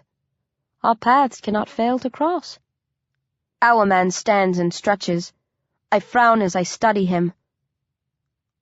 What are you? I can hear your heartbeat, so you're not a zombie, but you're not a mutant either, are you?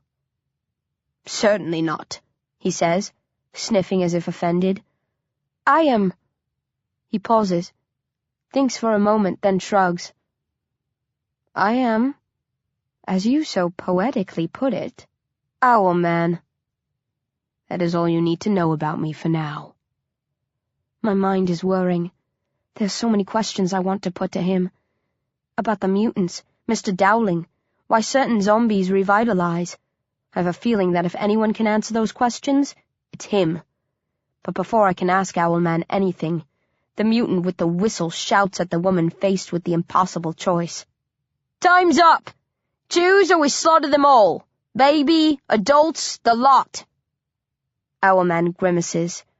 Kinslow is a nasty piece of work, but he keeps things interesting, and that's what Mr. Dowling demands of his followers.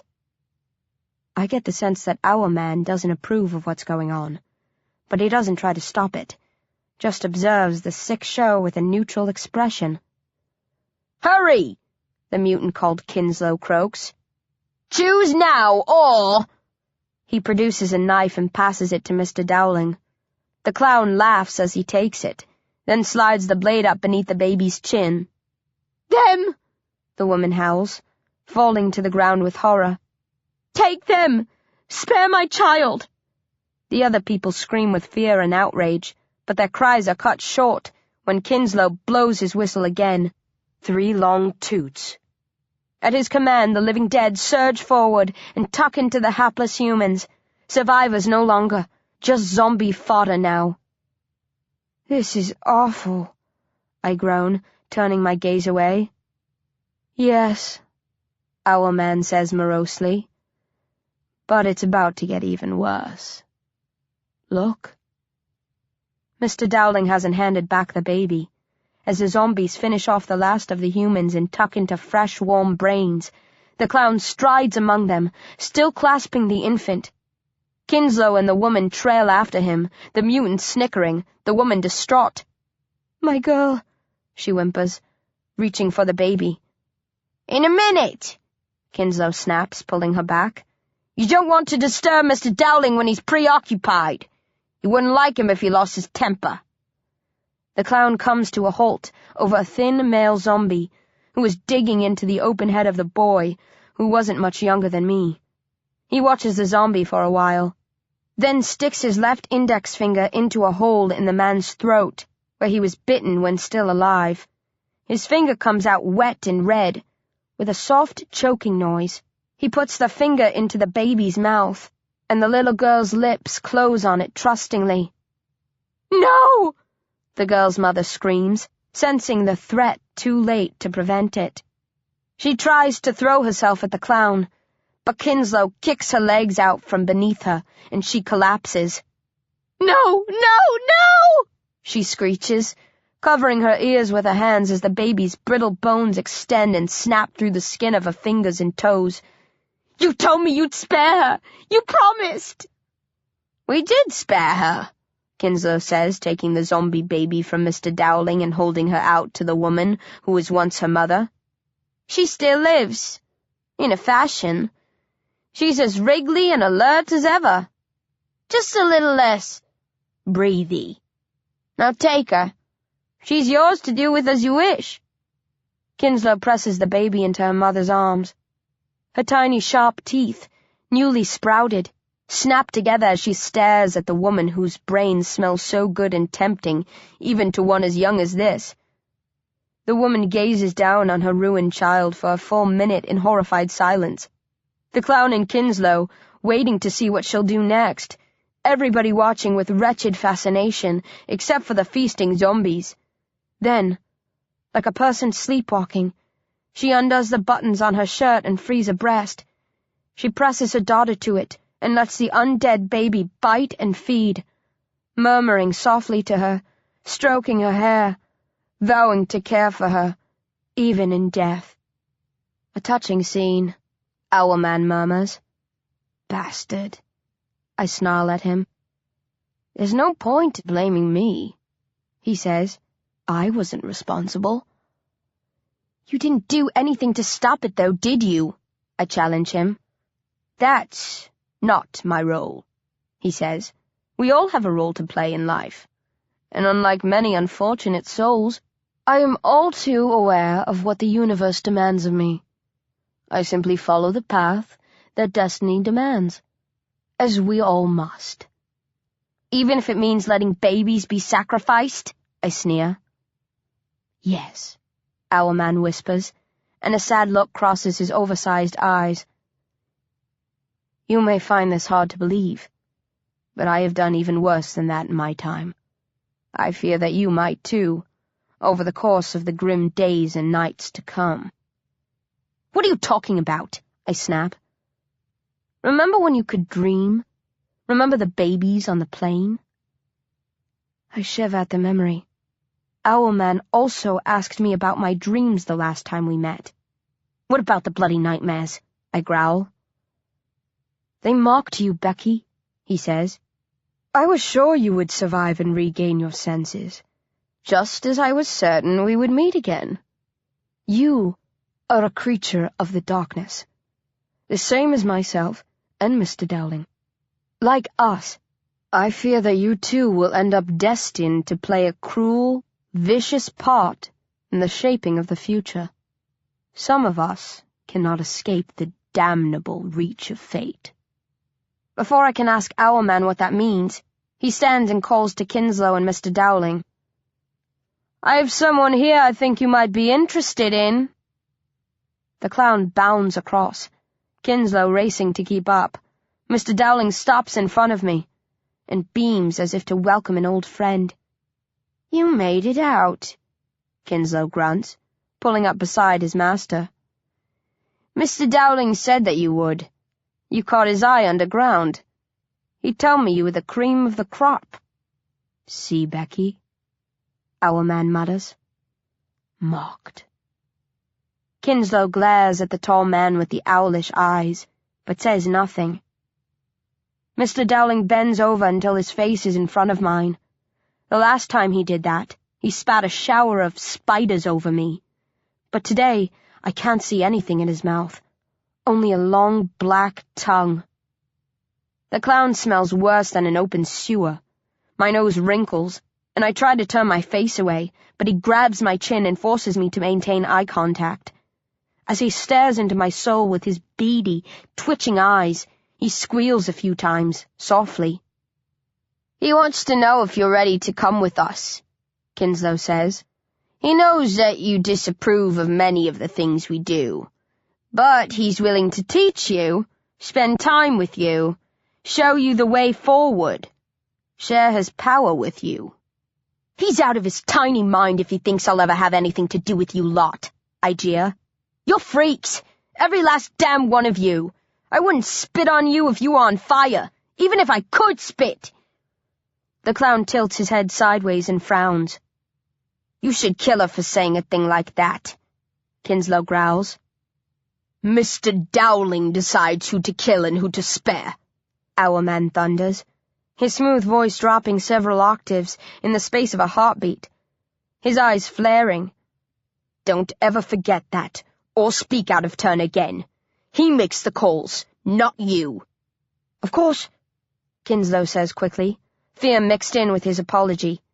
"I meant no disrespect. I was merely—" "Shut up if you want to live," Owlman says lazily, then looks to the clown. "I told you she would not come with us. Do you want to crack her skull open or let her go?" The clown stares at me for a few seconds, then he makes a chuckling, wheezy sound, turns and sets off across the square, Kinslow hurrying to keep up with him. Owlman winks at me, all smiles again. "He said we'll probably end up killing you, but not today. He's in a good mood after the game with the baby. Go with his blessing, but bear this in mind.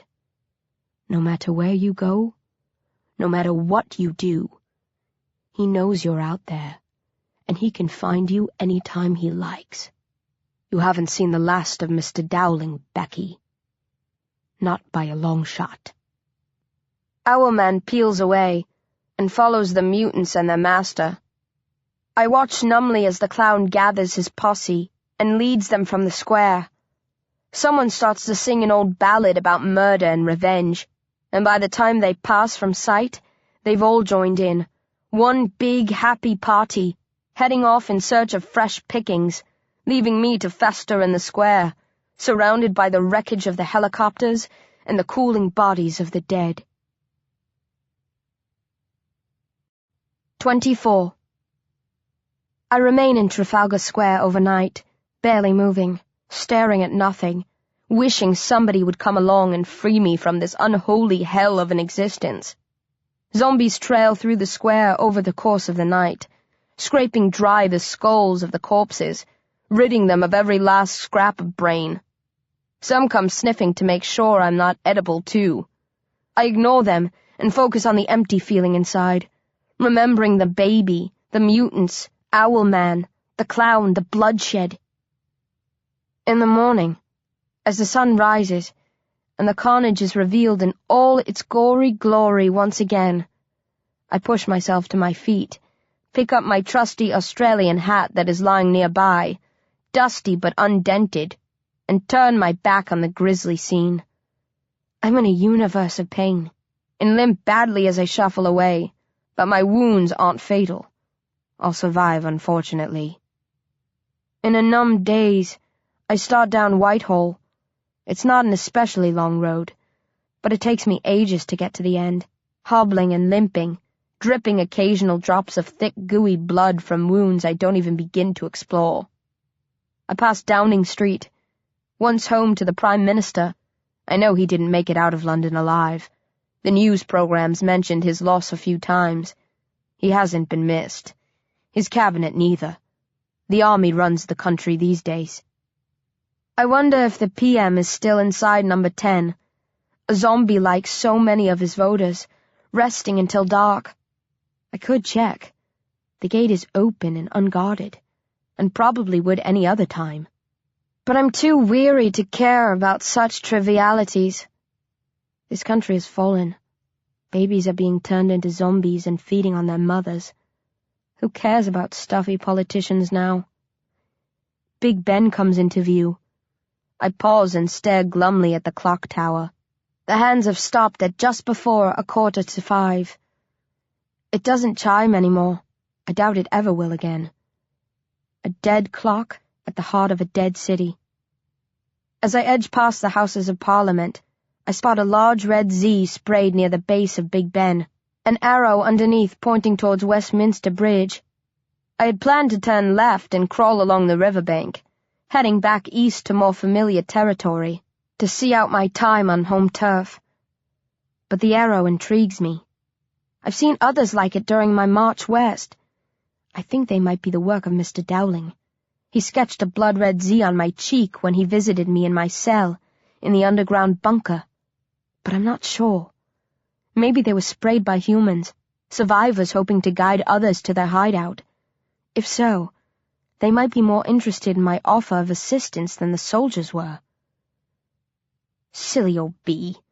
Still keen to help the living? Will I never learn? I move forward, wincing, dragging my left leg, half blind and itching like crazy. I should have found new clothes and glasses before I came out onto an exposed bridge. But I wasn't thinking clearly. No matter. I push on regardless. I won't be in the sun for long. There will be plenty of shadowy corners for me to rest in on the south side of the river. I'm surprised, as I advance, to note that the London Eye is still revolving. At first I think it's a trick of the light, so I stop and watch it for a minute. But no, the capsules are moving slowly, just as they did in the old days when every tourist in London made a beeline for its most popular attraction. Today, though, the capsules are deserted. The Eye might be open for business, but it doesn't have any takers. As I drag myself off Westminster Bridge, I think about the London Dungeon, a place I visited several times when I was alive. I passed its original home earlier in my journey, and now here I am at its subsequent location in County Hall. Maybe that's the place for me. I'd fit in perfectly among all the waxwork monsters. No, I whisper. You're too grisly. You'd give the rest of the freaks a bad name. Shuffling on, I come to the turn for Belvedere Road, which separates the buildings of County Hall, and spot another red Z with an arrow beneath, pointing up the road. I stare wearily at the arrow. I need to feed. It's been a long time since I last ate. I can feel my stomach tightening, my senses beginning to loosen. If I don't tuck into some brains soon, I'll regress and become a mindless revivid. If I'm going to follow these damn arrows, I need to make sure I'm in good shape to deal with living humans if I run into any. St. Thomas's Hospital is just behind me, so I turn slowly and make for it. I assumed a hospital would offer rich pickings, but as I work my way through the wards, I find that isn't the case. Others have been here before me and scraped the remains of the corpses dry. But I've got a bit more up top than your average zombie. As far as I know, any hospital this size has a morgue, and I'm guessing they were normally situated on one of the lower floors, so the staff didn't have to wheel corpses through the rest of the hospital, spooking the life out of everybody. I find the morgue after a short search, but it's locked. It takes me far longer to track down keys for the door, but eventually I find a set in a nurse's cabinet and let myself in. It's brighter and cleaner than I anticipated. No stench of death at all. The morgue is refrigerated, and the electricity is still working. I don't find as many corpses as I thought I might, but 4 are lying on slabs ready and waiting, and there are probably a few more tucked away out of sight. If I don't stray from this area in the near future, I can come back and search again. But right now, I have more than I need. Time to dine. I mutter a quick apology over the body of a woman in her early 20s, then chip through her skull with my finger bones and pry out bits of her brain. I eat mechanically, forcing down the food. When I've eaten my fill, I let myself out, lock the door behind me, and throw up in the corridor. I place the keys back where I found them, then return to Belvedere Road, moving more easily than before, but still very far from normal. If my bones and flesh don't heal, and I've no reason to think they will, I'm going to be hobbling like this until the end. No more long jumping or sprinting for me. I limp along, head low, feeling sorry for myself, as I come to one of the entrances into the main building of County Hall. I notice a small red Z sprayed on a wall, the arrow beneath it pointing inwards. I stare at the arrow for a long time, then shrug, mount the steps, and push open the unlocked door at the top. If this is a trap, so be it. I'm too tired to worry. The shade of the building is a welcome relief after being out in the sun. To my surprise, there are no zombies here. I thought a massive, dark area like this would be bursting with the undead, but I seem to be the only soul making use of the place. I wind my way through a warren of corridors and rooms with unbelievably high ceilings. This is like a palace. I never knew there was so much to it. I've been to the aquarium and games arcade at the front of the building in the past, and the London Dungeon, of course, but had no idea that all this existed farther back. Many of the doors are shut and won't open. If I wanted to, I might be able to force them apart, or find keys if I searched, but I'm content to simply wander where I can, stepping through every door that opens to me, ignoring the rest. After a while, I come to a room overlooking the river. I edge up next to the panels of cracked glass and gaze out at one of the best views in town. To my left lie Big Ben, the Houses of Parliament, and Westminster Bridge. To my right is a bridge for trains, and just beyond that, Waterloo Bridge. Huge, ornate buildings line the bank on the far side of the river. The London Eye is directly ahead of me, imposing and graceful, still turning smoothly, silently, like some wind-up toy standing tall and proud among the ruins of the city. I take off my hat and let it drop to the floor. Rubbing the back of my neck, I lean my head against the glass and make a sighing sound. I feel more alone than ever in this immense building, like I'm in a tomb.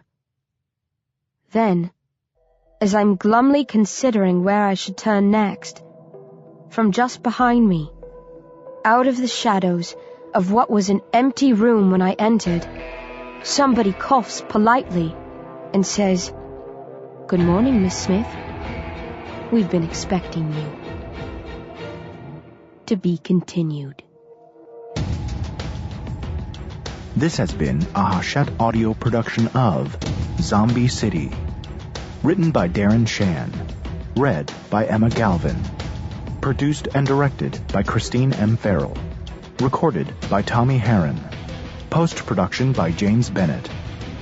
Zom-B City is also available in print and as an ebook from Little Brown & Company, a division of Hachette Book Group. Text copyright 2013 by Home of the Damned Limited. Audio production copyright 2013 by Hachette Audio. All rights reserved. In accordance with the U.S. Copyright Act of 1976, the duplicating, uploading, and electronic sharing of any part of this audiobook without the permission of the publisher is unlawful piracy and theft of the author's intellectual property. If you would like to use material from the audiobook other than for review purposes, prior written permission must be obtained by contacting the publisher at permissions@hbgusa.com. Thank you for your support of the author's rights. This audiobook is a work of fiction. Names, characters, places, and incidents are either the product of the author's imagination or are used fictitiously, and any resemblance to actual persons, living or dead, events or locales is entirely coincidental.